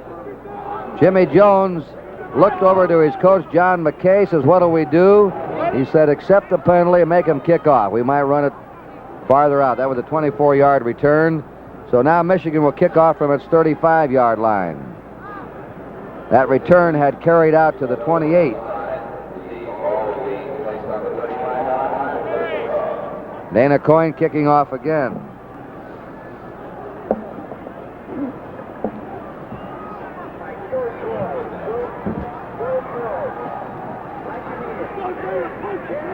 And moving up just short of the 10 are Lou Harris and Bruce Dyer.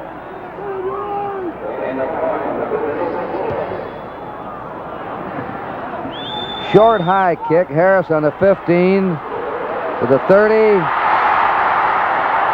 Nearly breaks that one, but not quite. But he runs it out to his 44, which is 16 yards better than they did on the previous kick. It was Mike Keller who made the tackle for Michigan. Southern Cal's ball, first down on their 43. Their backfield will be Jones, number 8 at quarterback. Mike Berry, 23, the deep man on the eye. Charlie Evans, 33, the fullback. Chandler, the flanker, number 10. Dickerson is split in right. He's number 18. Jerry Mullins, 86, is the tight end. In motion is Chandler. To Berry. Been the leading ball carrier in this game, and he's up to his 49-yard line. Taken there by Cecil Pryor, number 55. It'll be second down and 4 yards to go for USC. Mike Berry in the first half picked up 41 yards on 12 carries. The leading ball carrier was Billy Taylor for Michigan with 35 yards. He played less than half the first half. He's out with a head concussion. We'll have to see if he comes back or not. Just over the 50, and then Fred Grambaugh belts down Charlie Evans, number 33. Southern Cal on the Michigan 49-yard line. We're just underway here in the second half. 3rd and 3. Now they spread them out this time.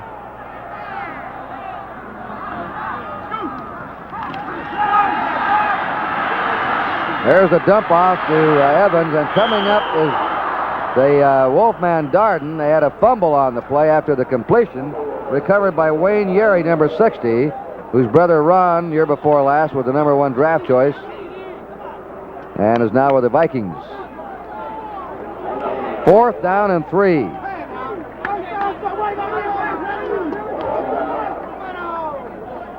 Michigan is sending back Barry Pearson and Tom Curtis.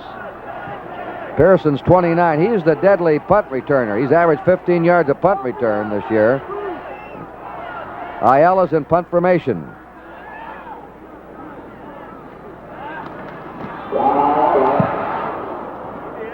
Angles it away from Curtis. Takes it on the 12. Couple of good moves there, and nearly fights his way out of the pocket, but gets back to his 16-yard line, where Bob Chandler, the flanker, and Wayne Yerry, the right guard, are down there to cover him. Stay tuned to NBC. Right after we leave Pasadena, you'll go to Miami, the Orange Bowl Stadium, where Penn State, 10 wins, no losses this year, meets Missouri, which won 9 and lost 1. The Orange Bowl, right after the Rose Bowl on NBC. Jim Simpson and Al DeRogatis will be there to describe the action for you. Lance Scheffler is still in there as the deep running back off the eye in place of Bill Taylor.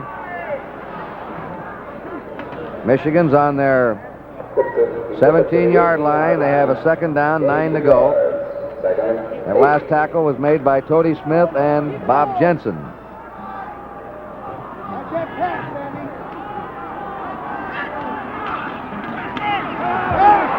Here's the wing back reverse to Gabler, who comes to the 20, and Charlie Weaver, the left end, was waiting for him, number 84. 3rd down, 6 to go for the University of Michigan. Mike Oldham, 84, comes in, replaced split end Billy Harris.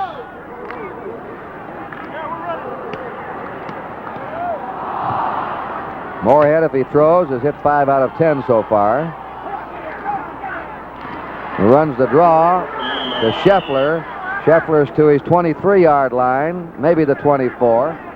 Scheffler, number 45. Bob Jensen, the right linebacker. Scott and Weaver on him. And now Michigan is forced into a punt formation with Pete Soranis coming in to snap the ball and Mark Werner to do the punting. This will be Michigan's 5th punt of the game.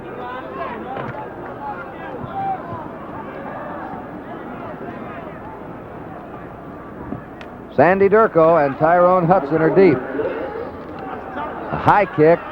Fair catch called for by Durko on his 43-yard line. It'll be USC's ball. First down. Timeout. Action will continue here at the Rose Bowl. The score is USC 3 and Michigan 3.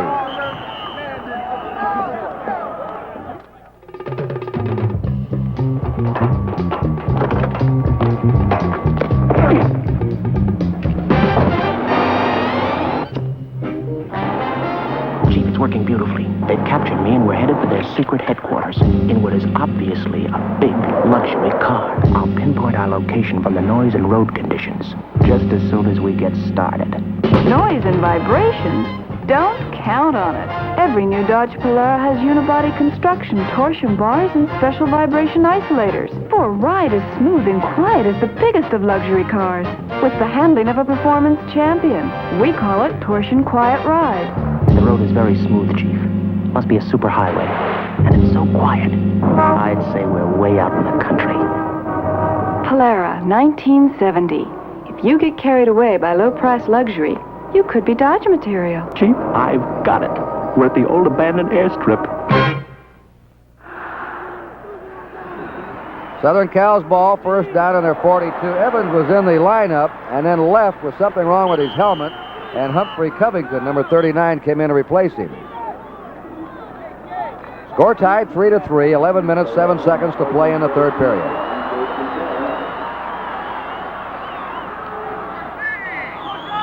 Chandler in motion. That's their draw to Barry, and Michigan was waiting for it with Cecil Pryor, the right end. There's Billy Taylor, number 42. He's just itching to get back into this game. He's had a head concussion. Anytime you have a head injury, you take a chance with a boy. Second down 10. Southern Cal's ball on their 42. Scheffler's done a good job in place of Taylor, but Taylor has more power and has been the more proven runner. Illegal delay. USC took too much time. This will move the ball back to the Southern Cal 37 and make a second down 15. And with this type of yardage, Kurt, we might expect Michigan to come in with some type of red dog maneuver. Might keep eye on Tom Darden, number 35, the Wolfman, who moves around, sort of picks his spot. A lot of times he will do his red dog maneuver with Cecil Pryor. Pryor will go to the inside or to the outside. Now we see Darden moving way out to the top of the screen. All right, a second down and 15. Michigan's got into a four-man line now, which means they may expect a pass. Jones gives to Clarence Davis. Davis rolls all the way to the 50-yard line. And it took Brian Healy to bring him down. We have a flag down, though. And this was tacked on against Michigan. This puts the ball on the Michigan 36. Personal foul against Michigan. Southern Cal has a first down on the Michigan 36. Berry now comes in at tailback, replacing Clarence Davis.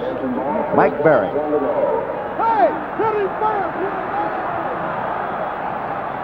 Slot to the right for USC.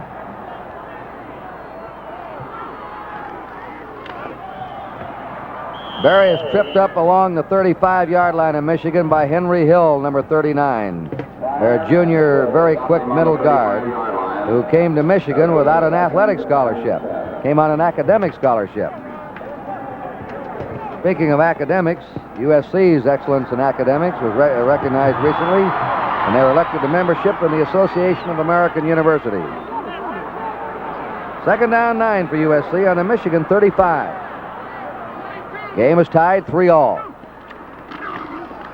Berry again. He fought through one tackle of number 90, Mike Keller, and then it was finally Henry Hill who brought him down. Now it's on the 29-yard line of Michigan, and it's third down and 3 to go for USC. Berry is the leading ground gainer in this game, 16 carries for 56 yards. 3rd and 3, Chandler in motion. Berry again. Ooh, was he hit then? But he plowed his way to the 27 of Michigan. He looks to be about a yard short. Cecil Pryor hit him, 55, and Tom Darden, 35. Here you'll see it again, number 55. Cecil Pryor, and of course he and Tom Darden, as we mentioned, they go to work pretty good on that option play. USC called for a timeout. Action will continue here at the Rose Bowl. The score is USC 3 and Michigan 3. Remember Tom Harmon, the kid who had trouble keeping his shirt on? Well, now my grandchildren are pushing me around. You know, at my age, you have to live smarter if you want to stay on the young side. Sensible exercise and sensible eating, starting with a good breakfast like Kellogg's Product 19. The only cereal with 100% of the minimum daily adult requirements for vitamins and iron. Delicious, too. Want to get back on the young side? Start with Kellogg's Product 19. Who are you? Oh, how you doing, Guy? I'm your neighbor. Oh, didn't I tell you we share the same medicine cabinet? It's a new modern apartment. Hey, I see you got Silver Right Guard, new antiperspirant.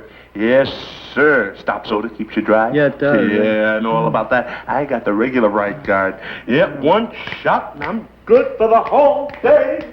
2 kinds of people, 2 kinds of Right Guard. Mona! 4th down and a yard to go for USC on the Michigan 27. Game tied 3-3 with 8:30 to go in the 3rd period.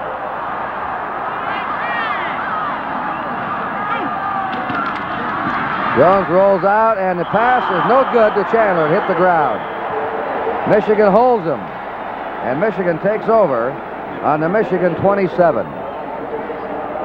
Incidentally, you usually see the famous card stunts here in the stands from USC, UCLA. Today they did not have them because the computers broke down. They now run the card tricks by a computer system. They used to do them before the computers, but they rely heavily on them now. Bill Taylor has now come in the game for Michigan, and here he is with the ball. Taylor, who had a head concussion in the first half, is back in for the first time in the second half. He's number 42. He brings it to the 30-yard line of Michigan, a 3-yard gain at 2nd and 7. Bob Jensen and Mike Helichek on the tackle. Again, we see Southern Cal in that 6-man line that, as I say, they have not shown before. They held them to 47 yards on the ground in the first half. They're content to stay with it. Henselman is got in. It's deflected by one of the members of the Wild Bunch. I believe it was Al Cowlings, number 72. Cowlings deflecting that one. 3rd down and 7. It's quite a college line. Cowlings is 6'5", 248. Scott is 6'2", 245. Tody Smith is 6'5", 247. The 2 ends aren't too big, but they're quick. 3rd and 7. Morad. What a catch there. No good, though, they say. Spun around and lost the ball, and he's turned. Number 80, Bill Harris.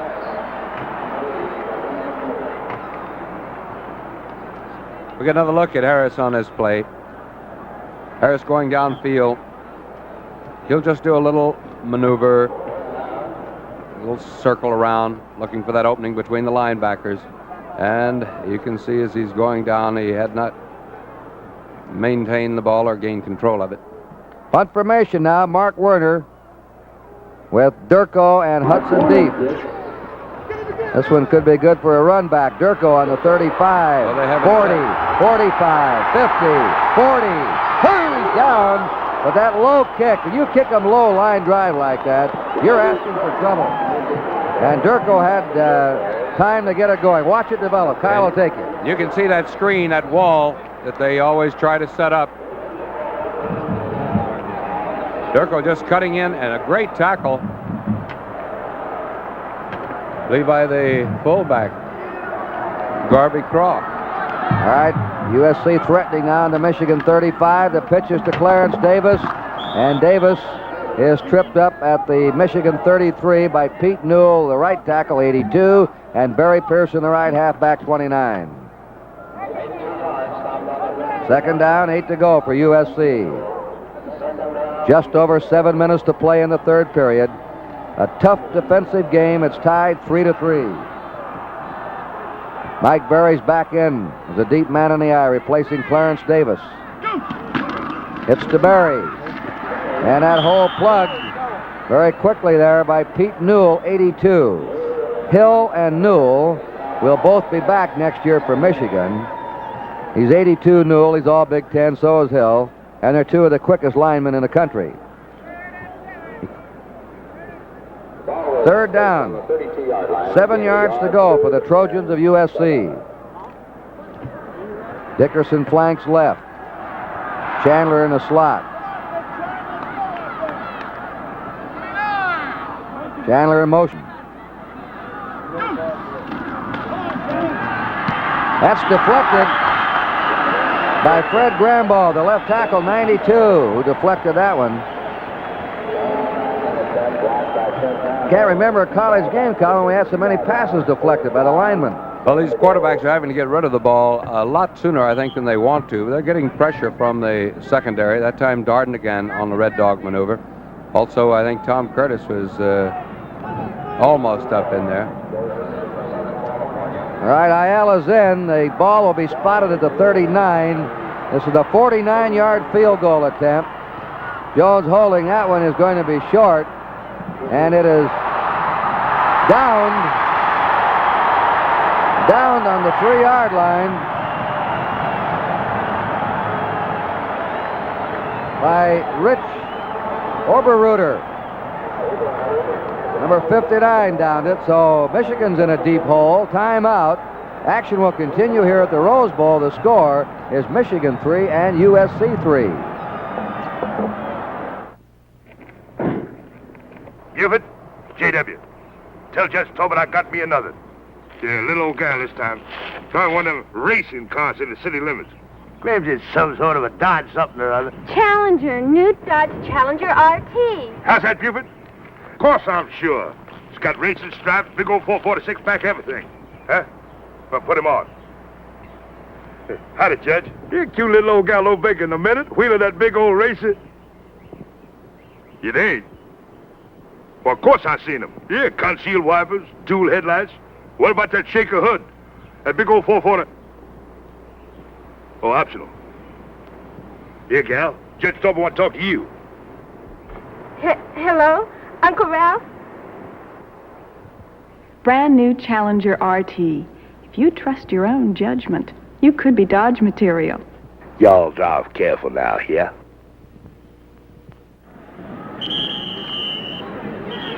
Michigan's ball on their 3-yard line on the short field goal, which turned out to be better than about any punt Ayala could kick. Well, Moorhead now with a straight tee to Garvey Craw, his fullback. Bob Jensen and Tody Smith tackled in there with Bob Jensen. It's on the 5-yard line, 2nd down 8. Be sure to tune in on January 15th when Chrysler Corporation presents the Bob Hope Christmas Special. 90 minutes in color on NBC. Bob's tour of Vietnam. Henry's in, Gabler's out at flanker, and that straight old-fashioned tee. They like this for running. They run out of this over 90% of the time. Moorhead lunges to the 6, and that's it. And Mike Halachek brought him down, number 50. 3rd down, 7 to go for Michigan. Game is tied 3-3, 5.5 minutes to play in the third period. In a similar situation as we now find Michigan, Moorhead elected to fake to one of his backs, throw downfield to Jim Mandich. The fake, of course, to draw the linebackers up. They might look for it. 3rd and 6.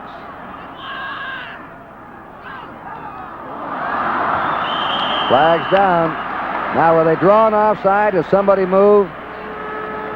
Illegal procedure against USC. They must have encroached when they jumped, touched somebody. Sometimes you'll see that defensive player go across, but he's drawn off by a movement of an interior lineman.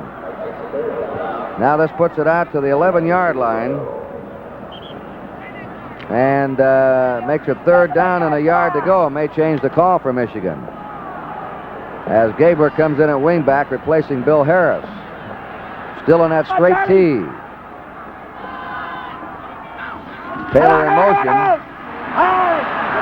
Moorhead keeps just when he was about to go somewhere.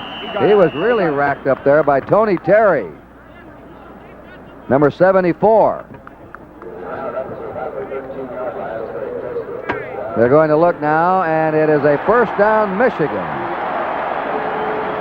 as they fought their way out from their 3, and they're trying to get in a better operating position.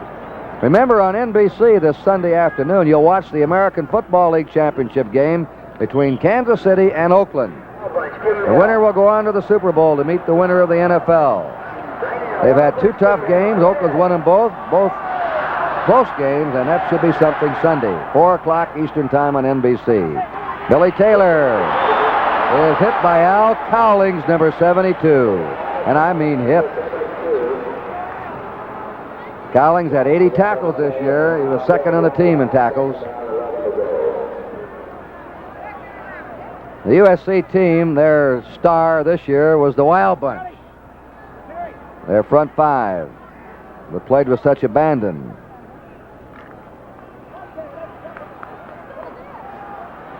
Michigan on their 12-yard line, second down, 11. Gabler in motion. Moorhead is going deep, and it is incomplete. And intercepted by Durkle. Durkle intercepted it. Great interception. When I said incomplete, the official came up and gave it the wave in front of the body. Watch this guy. There you see Billy Harris going down, and Durkle making one of those diving catches that you normally attribute to offensive ends. A great interception. Southern Cal now with the ball on their own 49. USC on their 49, first down. That's only the 14th giveaway this year for Michigan. Boy, he hit him that time. Bob Chandler, the flanker, right between 2 defenders, and Tom Darden had to knock Chandler down. There we see Bob Chandler going downfield all alone on this, begging to get by his linebacker, cutting out, and you'll see Tom Darden, number 35, coming in to make that tackle. Jimmy Jones, who passed for 40% this year, has hit 8 out of 15 in this game. First down, USC. Michigan 37. Berry ran over his own man, the blocking fullback Evans, and tripped him up. And Pete Newell fell on top of him. Newell, the right tackle in Michigan, number 82. So Southern Cal's on the Michigan 35 with a second down 8. We have 3 minutes to play in the third period. The game is still tied 3-3. Taylor goes out at linebacker, and Ed Moore comes in, number 97. Davis and Covington are the running backs off the eye. It goes to Davis. Oh, he's hit on by Ed Moore, number 97, on the 33. We've had some tremendous impacts by secondary backs coming up here in the second half and meeting runners head on. Third down, 6 now for Southern Cal on the Michigan 33. Game tied 3-3.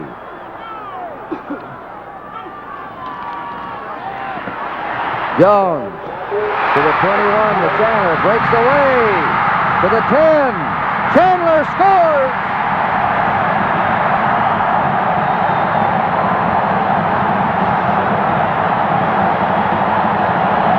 They will take a look at it from the end zone.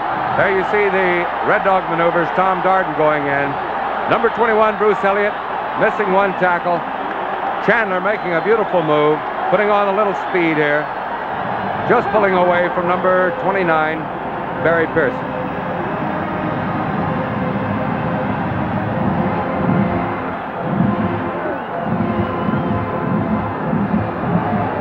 Well, the play goes 33 yards.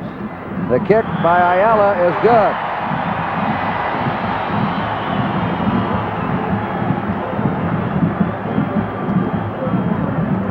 Well, they were talking about Jimmy Jones, the sophomore, being an erratic passer. He has nailed him in there today. He has passed beautifully for USC. There's your score now. The Trojans take the lead 10-3. And that score came with 2:12 to go in the third period. You know, Pacific 8 and Big Ten Conference athletic teams have enjoyed great success in NCAA championship competition. Since 1959, the Pacific 8 has won 42 NCAA titles in 8 different sports. The Big Ten has won 97 NCAA crowns since its formation in 1896. These two conferences are the two leaders in NCAA competition. Michigan will receive now. Southern Cal has dominated the third period. Bill Taylor and Preston Henry are deep. Ayala will kick off.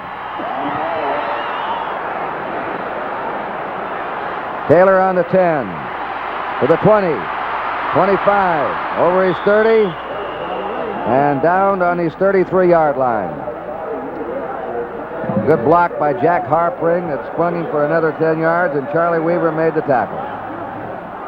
A return of 24 yards. So it's first down now for Michigan.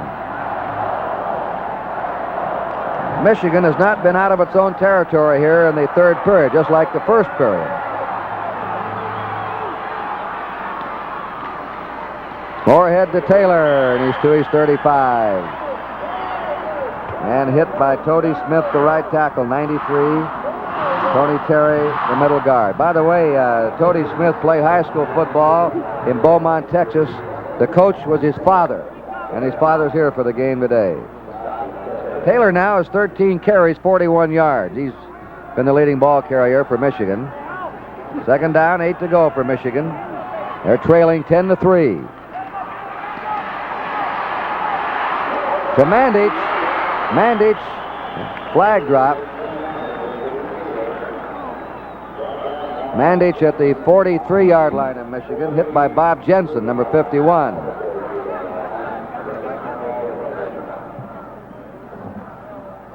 Flag on the ground was accidentally, you saw the referee throw it back on the sideline. I think also we have an injury on the field now. To what extent? Al Cowlings hobbling around and may come off. Michigan has a first down. Cowlings is limping off the field and is replaced by Gary MacArthur, number 70. We pause briefly for station identification. This is the NBC television network.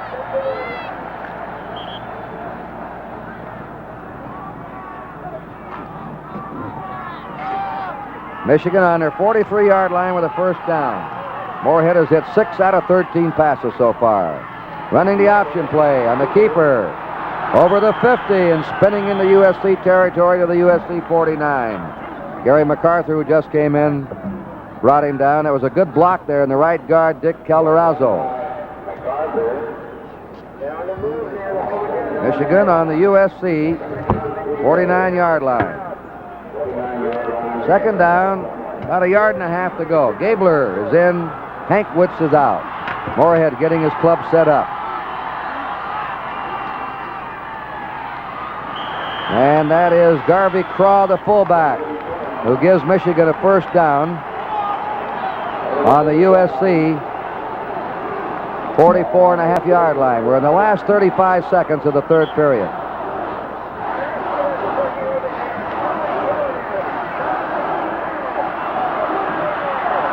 First down.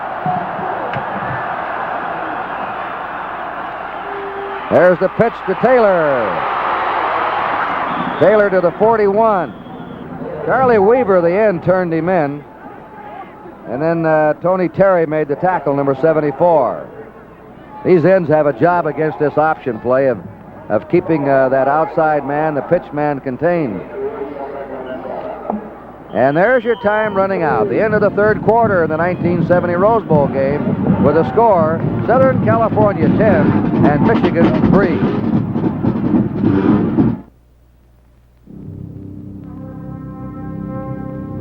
From the beginning, man has dreamed of flying, of breaking the chains that kept him earthbound, of being free to go anytime his heart said, fly.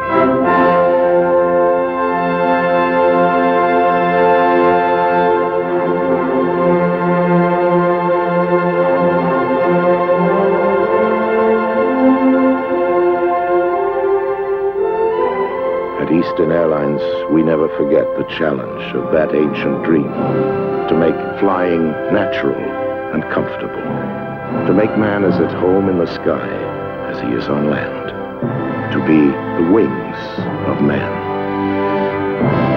Eastern Airlines, the wings of man. Kurt Gowdy and Kyle Rhodes. There is Jim Young in the white shirt with the glasses. He's the defensive coordinator, the assistant coach, the acting head coach for Michigan today. Their head coach, Bo Schembechler's in the hospital, taken there this morning with an ailment that hasn't been diagnosed. Moorhead keeping. Moorhead running that keeper play beautifully. Going to the 32 of USC. Calderazzo again, the right guard, leading the way for him, and it took Jimmy Gunn and Mike Halachek to bring him down. And Michigan has a first down. We'll repeat again that the doctors are running tests on Schembechler, who has been ill twice this week and became nauseated and ill again this morning and is in the hospital. His first big bowl game, and he couldn't be here. It's just a shame, but we wish him a speedy recovery. Billy Taylor hit a great charge there by Tony Terry, 74, who shot across the line of scrimmage to make the tackle. And for the first time, I believe, in the second half, or in fact, for maybe one of the rare times in this entire ball game, Southern Cal went back into that odd man defensive line where they have a man over the nose of the center. Perhaps caught Michigan a little by surprise in their blocking. All right, Harris is out. Hankwitz to the left, Oldham to the right. Second down, 10 for Michigan on the USC 32. Moorhead's going to throw, and it is incomplete. No good. It was intended for Hankwitz, number 81. Mike Hankwitz.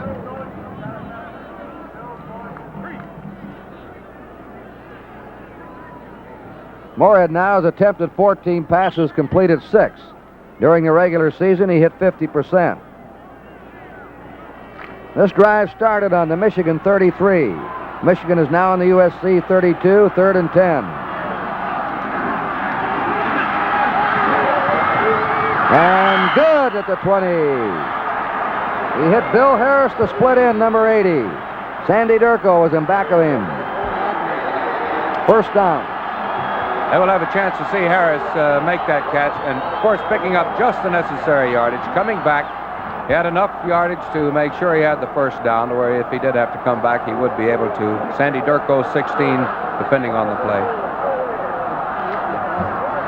The teams are tied in first downs now, 13 apiece.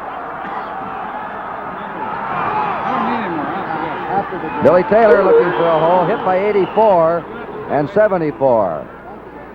But the man that really flipped him up in the air was Tony Terry, number 74. On the USC 18, second down, 8 for Michigan. Hankwitz is in, Gabler's out at wingback. This Terry's played some game today. A senior from Long Beach playing his final game for USC. Second down, 8. Moorhead keeping, and it is complete. If he had not lost his footing, Jim Mandich might have gone right on into that corner, running for the flag. And I don't believe, however, he would have been able to make that catch had he not left his feet. Had the ball been laid in there perfectly, as you say, he would have continued considerable more distance. All right, Oldham's in, Bill Harris is out. It's 3rd and 4. Michigan on the USC 14. USC ahead 10-3 early in the 4th period. Here's the keeper. He reached the 12 or 13-yard line. Charlie Weaver, the left end, 84, took him standing up and stopped his forward motion there at the 13-yard line. A gain of a yard. And Michigan is asking for time. Now they'll have 3 timeouts left. So while timer's out, we'll say that after the timeout, action will continue here at the Rose Bowl. The score is Southern California 10 and Michigan 3. Don't nobody move. Come on, I ain't got all day. Come on, you guys. Hey, new Dodge Coronet 500, right? Oh, yeah, right, officer. Beautiful. Hey, Sarge, look at this. Hey, this is wild. What you got under the hood? An engine, officer. I swear, just an engine. 318 V8, right? Right. Big, strong car. Oh, yeah, you can fit anybody in there. Say, you must have a lot of money in this. Not yet. Then it's not really. Vinyl buckets, wood grain paneling. Go ahead, try it. You'll excuse me, huh? I'll be right back. I've got to get something. Pardon me. Oh, pardon me, sir. Oh, what I left out one of these. Get moving, Jojo. Oh. 1970 Dodge Coronet 500. Owning it's a challenge. If you're up to it, you could be Dodge material.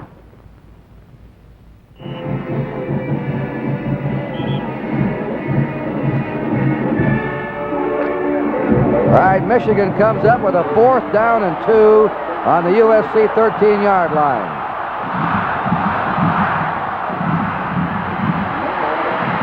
Moritz incomplete to his fullback, Darby Croft. And the USC boy came by and tapped him on the head. He was open out there and had a chance to maybe go for another 5, 6, 7 yards with the ball. So USC holds. They have a 1st down now on their own 13. Stay tuned for the Orange Bowl game right after we're through here in Pasadena. Penn State and Missouri from the Orange Bowl with its fantastic halftime spectacle. Davis and Evans are the running backs. Clarence Davis is hit by Pete Newell, 82. There's a charge by a tackle. Pete Newell, the junior from Park Ridge, Illinois. Ball's on the 12-yard line of Southern Cal, 2nd down, 11. Sam Dickerson goes out at flanker, and Terry DeCry, number 19, comes in. Each team suited up 50 men for this game, a far cry from their first Rose Bowl game, when Michigan, undefeated, untied, unscored on, suited up 13 men, and left here by Parlor Carr, still unscored on when they beat Stanford. Davis trying to get outside and cuts. He got away from 4 or 5 tacklers before he's brought down by Henry Hill, number 39, and Cecil Pryor, number 55. So on the 18-yard line, that's a gain of 6. 3rd down, 5 for Southern Cal.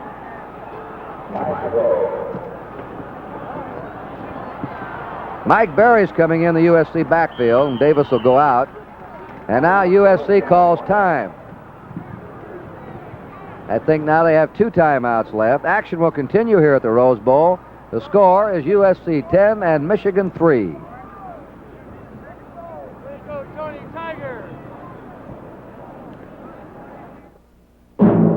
Search no more. The quest for the ultimate blade is over. Gillette introduces Platinum Plus, the blade with an edge of Gillette's astonishing new platinum alloy. Platinum Plus, harder than stainless, more durable than chrome, to shave you not just cleaner, but with more comfort than any blade in history. Gillette Platinum Plus, the blade you've always wanted, and more. Oh, visit the Colonel, have a piece of chicken. Go ahead and eat.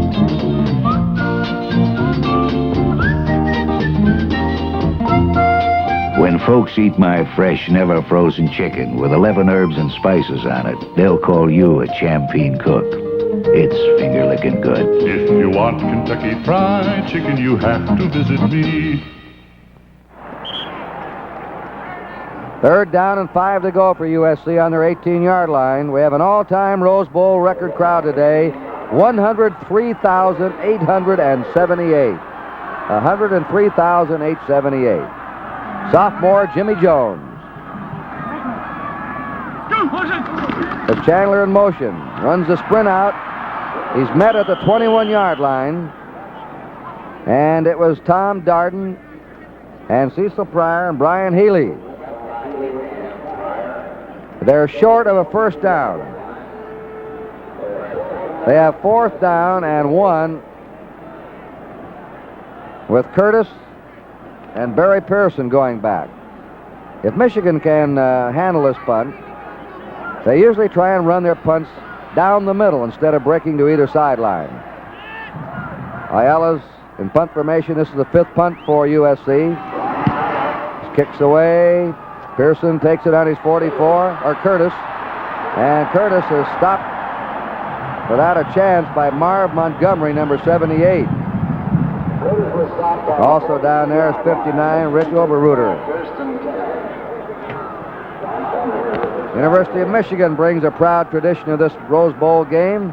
This is the Wolverines' 5th appearance under 5 coaches. They have 38,000 students in Ann Arbor. Michigan and Ann Arbor is where scholarship and athletic excellence meet. First down for Michigan on their 43. They're trailing 10-3. Incomplete to Harris. Andy Durko jolted the ball loose.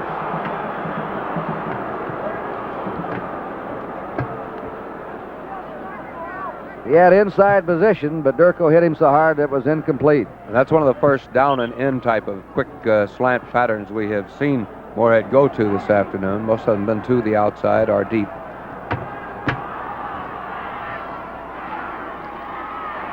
Number 53, Greg Slough, an ex-paratrooper from Vietnam who led USC in tackles with 89 this year, smelled that wing-back reverse out and brought Gaber down. Now it's back on the 42 of Michigan. It's 3rd and 11.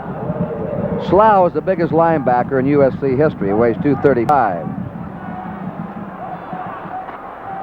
Oldham's in as a flanker now, along with Hankwitz. 3rd and 11. The pass is complete to Oldham, who caught the ball under pressure by Tyrone Hudson, number 43. And it's a first down Michigan and a big 3rd down play. You know, we just saw the Rose Bowl Queen in her court there cheering on Michigan. Not that they are prejudiced for or against Southern Cal. When Southern Cal does something good, they yell, "Go Southern Cal."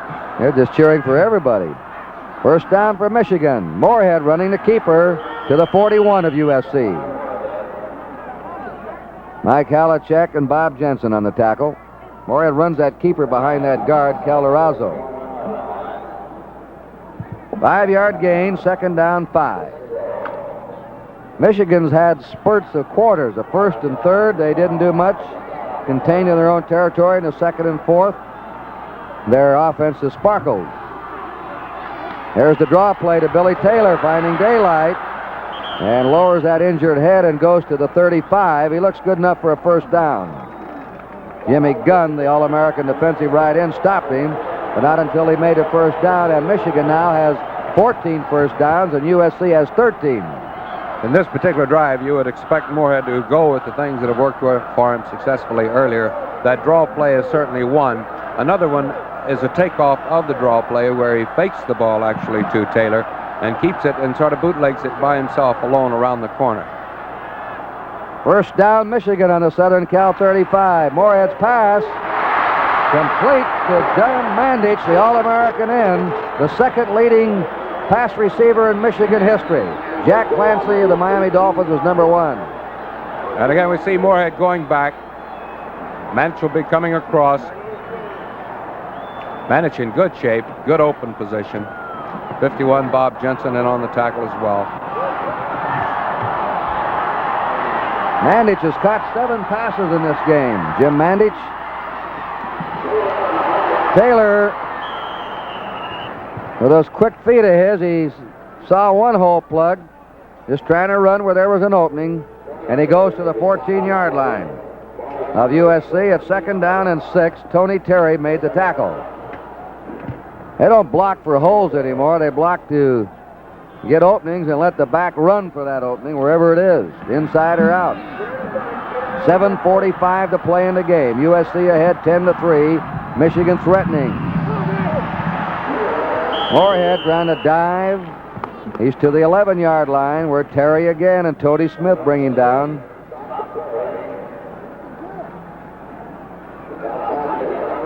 Now they have 3rd down and 3 to go.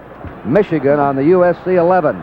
You know, Kurt, you might recall that one play where he threw the ball to Garvey Craw when they needed that 4th down, about 2 or 3 yards, and Craw missed the pass. I'm sure Moorhead will keep that one in mind as well. All right, Moorhead into the 9-yard line. He's short. Al Cowlings back in the game. Number 72 made the tackle. Also in there, 74, Tony Terry. Now it's 4th down on the 9-yard line of USC and a yard to go for Michigan. We're just under 7 minutes remaining. USC's ahead 10-3. Oldham came out. Harris went in a split end. 1 yard to go. Boy, who knows? He gave it to the fullback, Garvey Craw, and USC is held. Tony Terry at the bottom of that pile. Al Cowlings, Scott, and Smith. 1st down, USC on their own 9-yard line.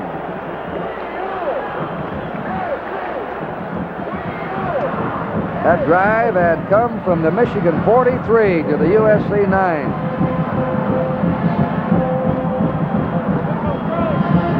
Southern Cal leading 10-3 with 6.5 minutes to play.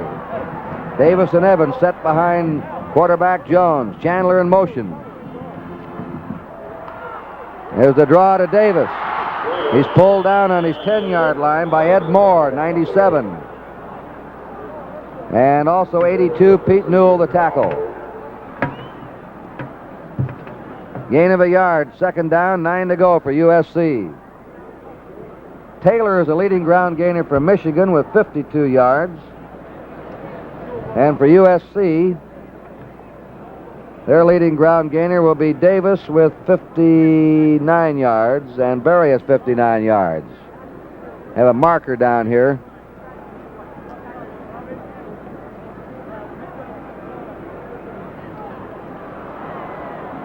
Half the distance to the goal, inside the 10. Illegal procedure. Puts the ball back on the USC 4.5-yard line.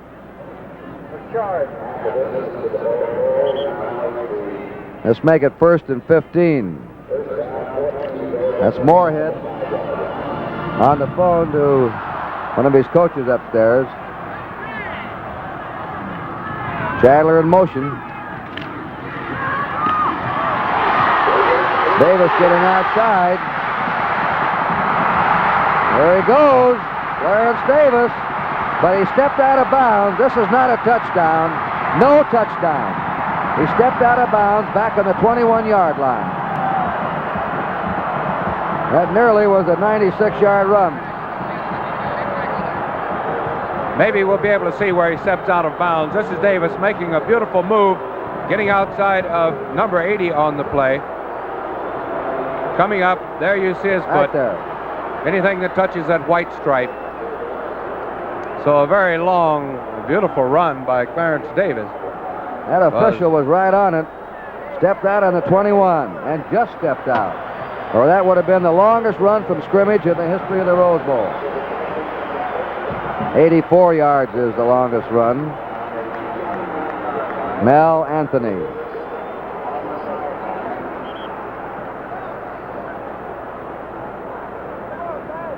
First down, though, USC on their 21-yard line. They're leading 10-3. 6 minutes, 9 seconds to go.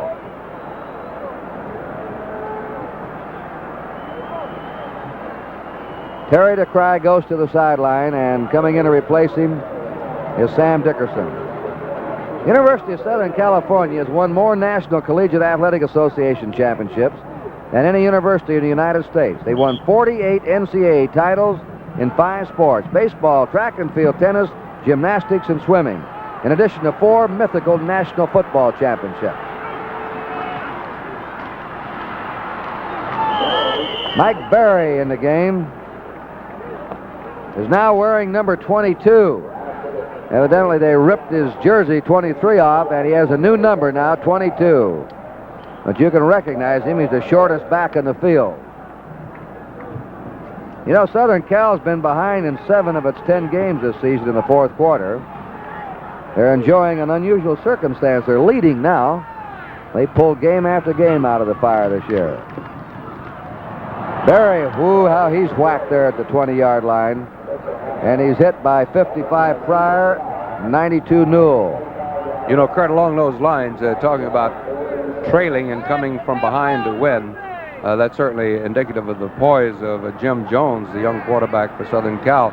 Sometimes this is a more difficult job when you are ahead by only 7 points to still maintain that same poise and keep your game going. Lou Harris now is in his deep man in the eye, a sophomore. They fake to him. Jones's pass is to Chandler, the flanker, and he gets away from Huff. 50, and Pryor yanks him out of bounds. Cecil Pryor yanked him out. When this Chandler gets the ball, he's a threat. He's got some great moves. They'll be able to see it again. Chandler just doing that little turn in. And as he's moving around, number 70, Marty Huff, the linebacker, sort of swings him right out of the grasp of Barry Pearson, who was waiting there. And he picks up Jerry Mullins as a little interference. And the number 55, Cecil Pryor, pulls him out of bounds. Now, Southern Cal did have the ball at its 4.5, and now they're on the Michigan 44. Chandler's caught 2 passes today for 63 yards, and the only touchdown in this game. They send Humphrey Covington, the senior fullback of San Diego, through. Tom Darden, number 35, brought him down on the Michigan 39-yard line.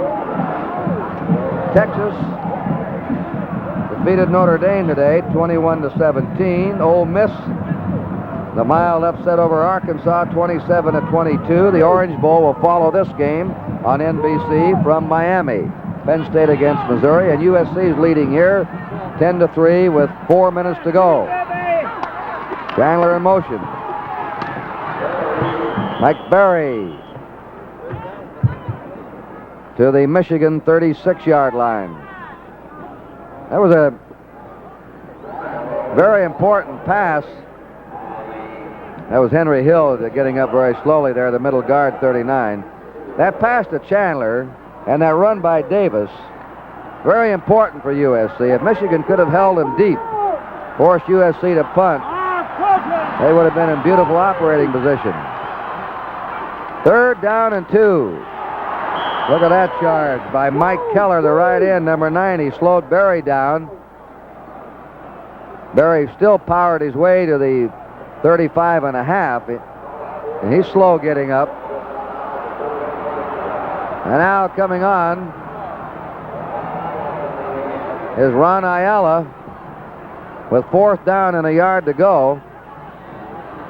This drive started on the USC 9. They were penalized back to the 4.5. And now Ayala's in a punt formation.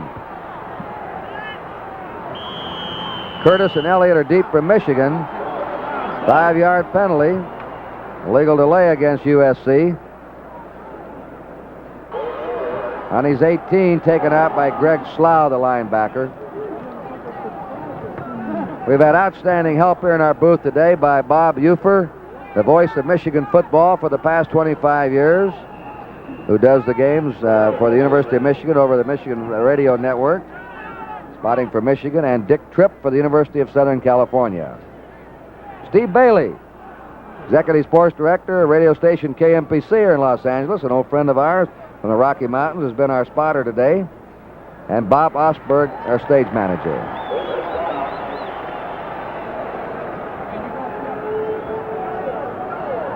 And I might mention Bob's working under very difficult circumstances today. He lost his father yesterday. He was leaving here right after the game, and we all felt very badly about it. Don't forget Sunday, the AFL Championship game, Kansas City and Oakland, 4 o'clock Eastern Time on NBC for the AFL Championship. That's deflected as it left the line of scrimmage. Tody Smith deflected it. John McKay, who has a Rose Bowl record of 2 wins, 2 losses, is about to go on the winning side. This team can hold in the last 1 minute and 48 seconds. Moorhead now is hit 12 out of 23. Second down, 10 to go for Michigan. Playing without his head coach today. He's in a hospital, right down the middle to Jim Mandich.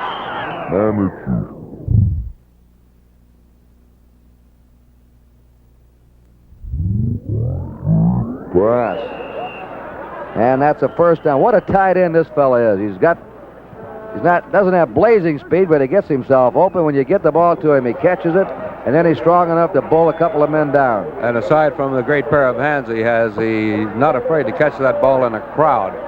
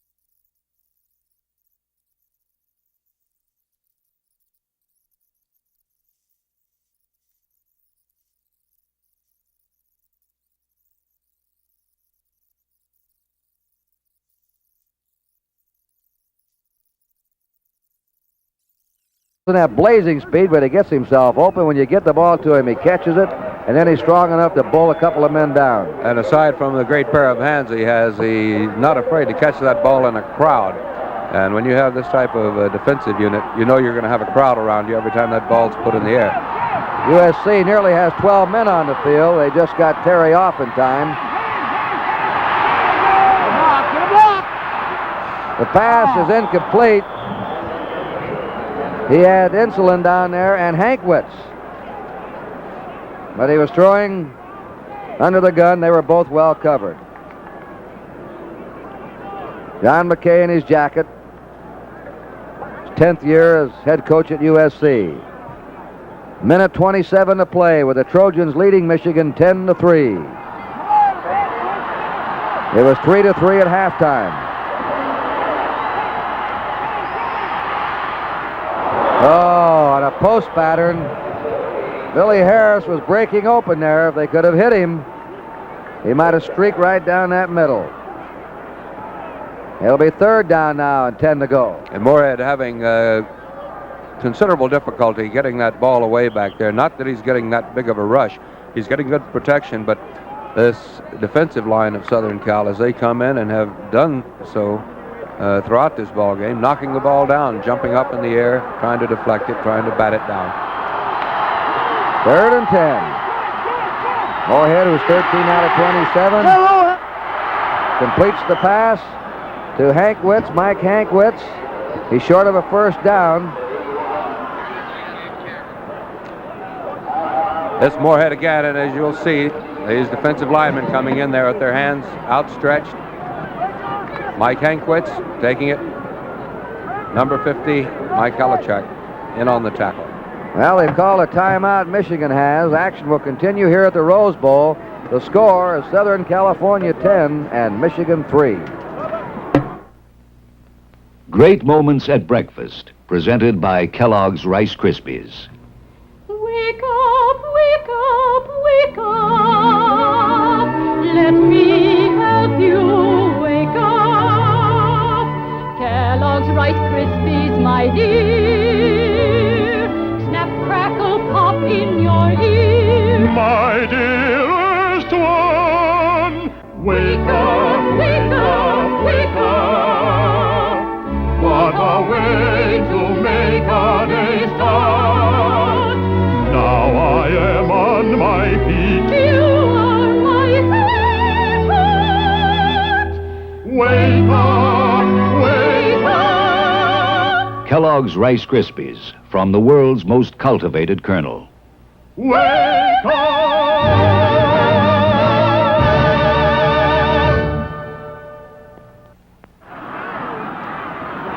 1 minute and 13 seconds to play. Fourth down and 2. Probably Michigan's last chance. They're on their own 36-yard line.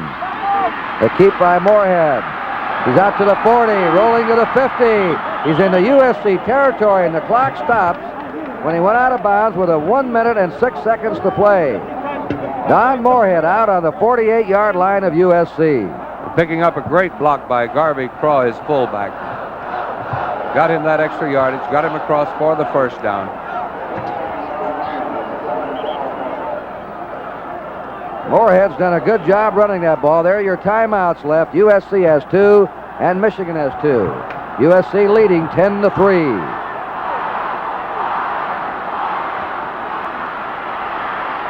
Going deep for Harris. Can't quite get him. Nearly had him, but not quite. Sandy Durko matching Harris stride for stride. Now the clock stops with 1 minute to go.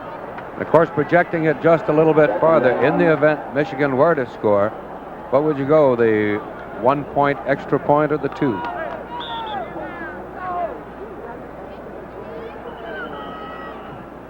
All right, McKay, this is an anxious moment for a coach when you're leading, because he's pulled so many games out himself this year. He knows what can happen. They're going to stop the game now and get the spectators off the field. They've poured out of the stands this all-time record crowd of over 103,000. This year, Michigan, when they defeated Ohio State at Ann Arbor, had the all-time record crowd for a college game. Bob, that was 103,000, and let's get it officially. I wonder if this one matches it. Second down 10, Michigan on the USC 49.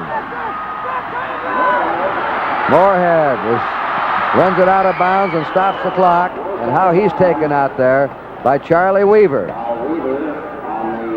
The left end, number 84, rode him out on the USC 42-yard line. Now 52 seconds to go. Very important that he got to that sideline, too. Saved them a timeout. As you say, the clock stopped with 52 seconds. And again on that play, Garvey Craw, the man springing Moorhead loose with another tremendous block. Third down and 3 to go for Michigan, desperately trying to pull this one out. They have marched from their own 12-yard line. He's brought down. He couldn't find anyone open. Tony Terry hit him, number 74. Along with Jimmy Gunn, number 83. At the official crowd at Ohio State was at Michigan against Ohio State was 103,588. What was this one here today?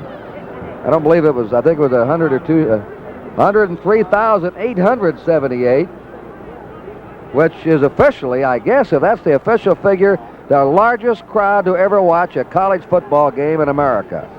103,878, which bests the big crowd that saw Michigan entertain Ohio State at Ann Arbor this year.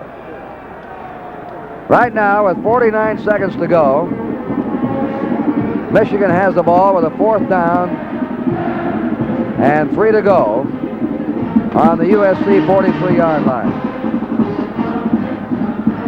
Michigan, which has averaged better than 40 points a game its last 5 games, has been stopped without a touchdown by this USC defense today. Been a close, tough defensive battle. One pass of 33 yards from Jones to Chandler for USC has been the only touchdown. They matched field goal. That's been the story.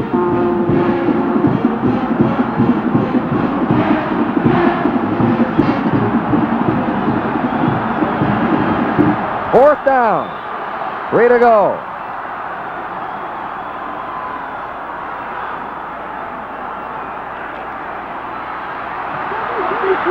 Billy Taylor has a first down to the USC 33. Weaver and Gunn nab him.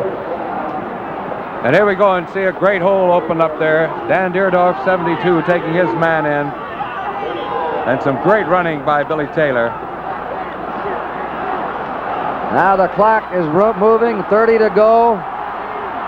10-3, USC leading. Michigan threatening here near the end. And he's going deep. He just misses Harris in the end zone. Bill Harris covered by Tyrone Hudson, the defensive right halfback, and Harris is injured.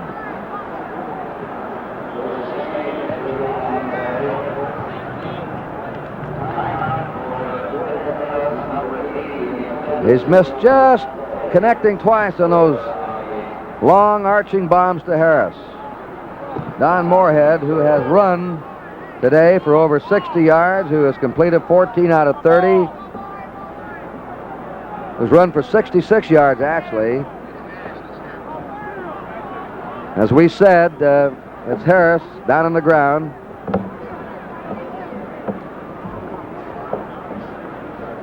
With evidently a leg injury. There's your time remaining, 20 seconds. Michigan has never lost a Rose Bowl game. They won 4 in a row. They won the first one here back in 1902 when they defeated Stanford 49-0. Willie Heston, the star of the game. Hurry up, Yost, the coach. Second down, 10. They give him the protection, the sideline over the head of Paul Staroba. 15 seconds to go now. Right after this sign-off here, we'll go to the Orange Bowl in Miami for Penn State and Missouri. Michigan's out of timeouts now. This drive started on the Michigan 7-yard line and is carried to the USC 34. Don't forget the AFL championship game, the Kansas City Chiefs and the Oakland Raiders. Two of the great teams in pro football will be colliding in Oakland's Coliseum Sunday afternoon, 4 o'clock kickoff Eastern Time. We'll be there to call the game for you Sunday on NBC, Kansas City and Oakland. We were just looking down there. All that was needed, of course, to get the ball game started was a football from the sideline.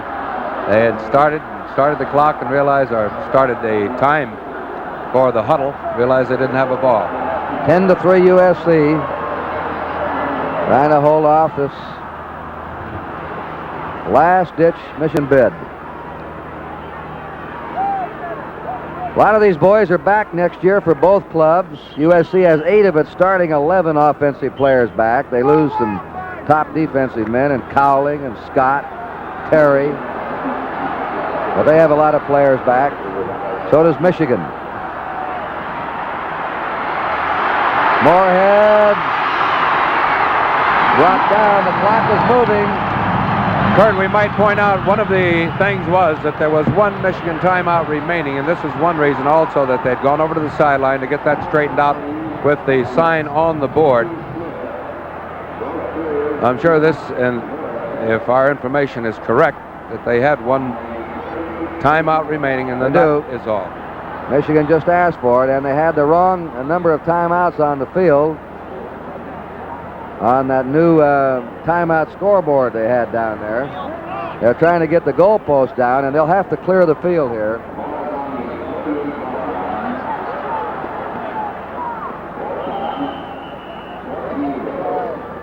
Fourth down now. 14 to go. 6 seconds remaining. Michigan's last chance. Do you go short or go long? He's throwing it deep.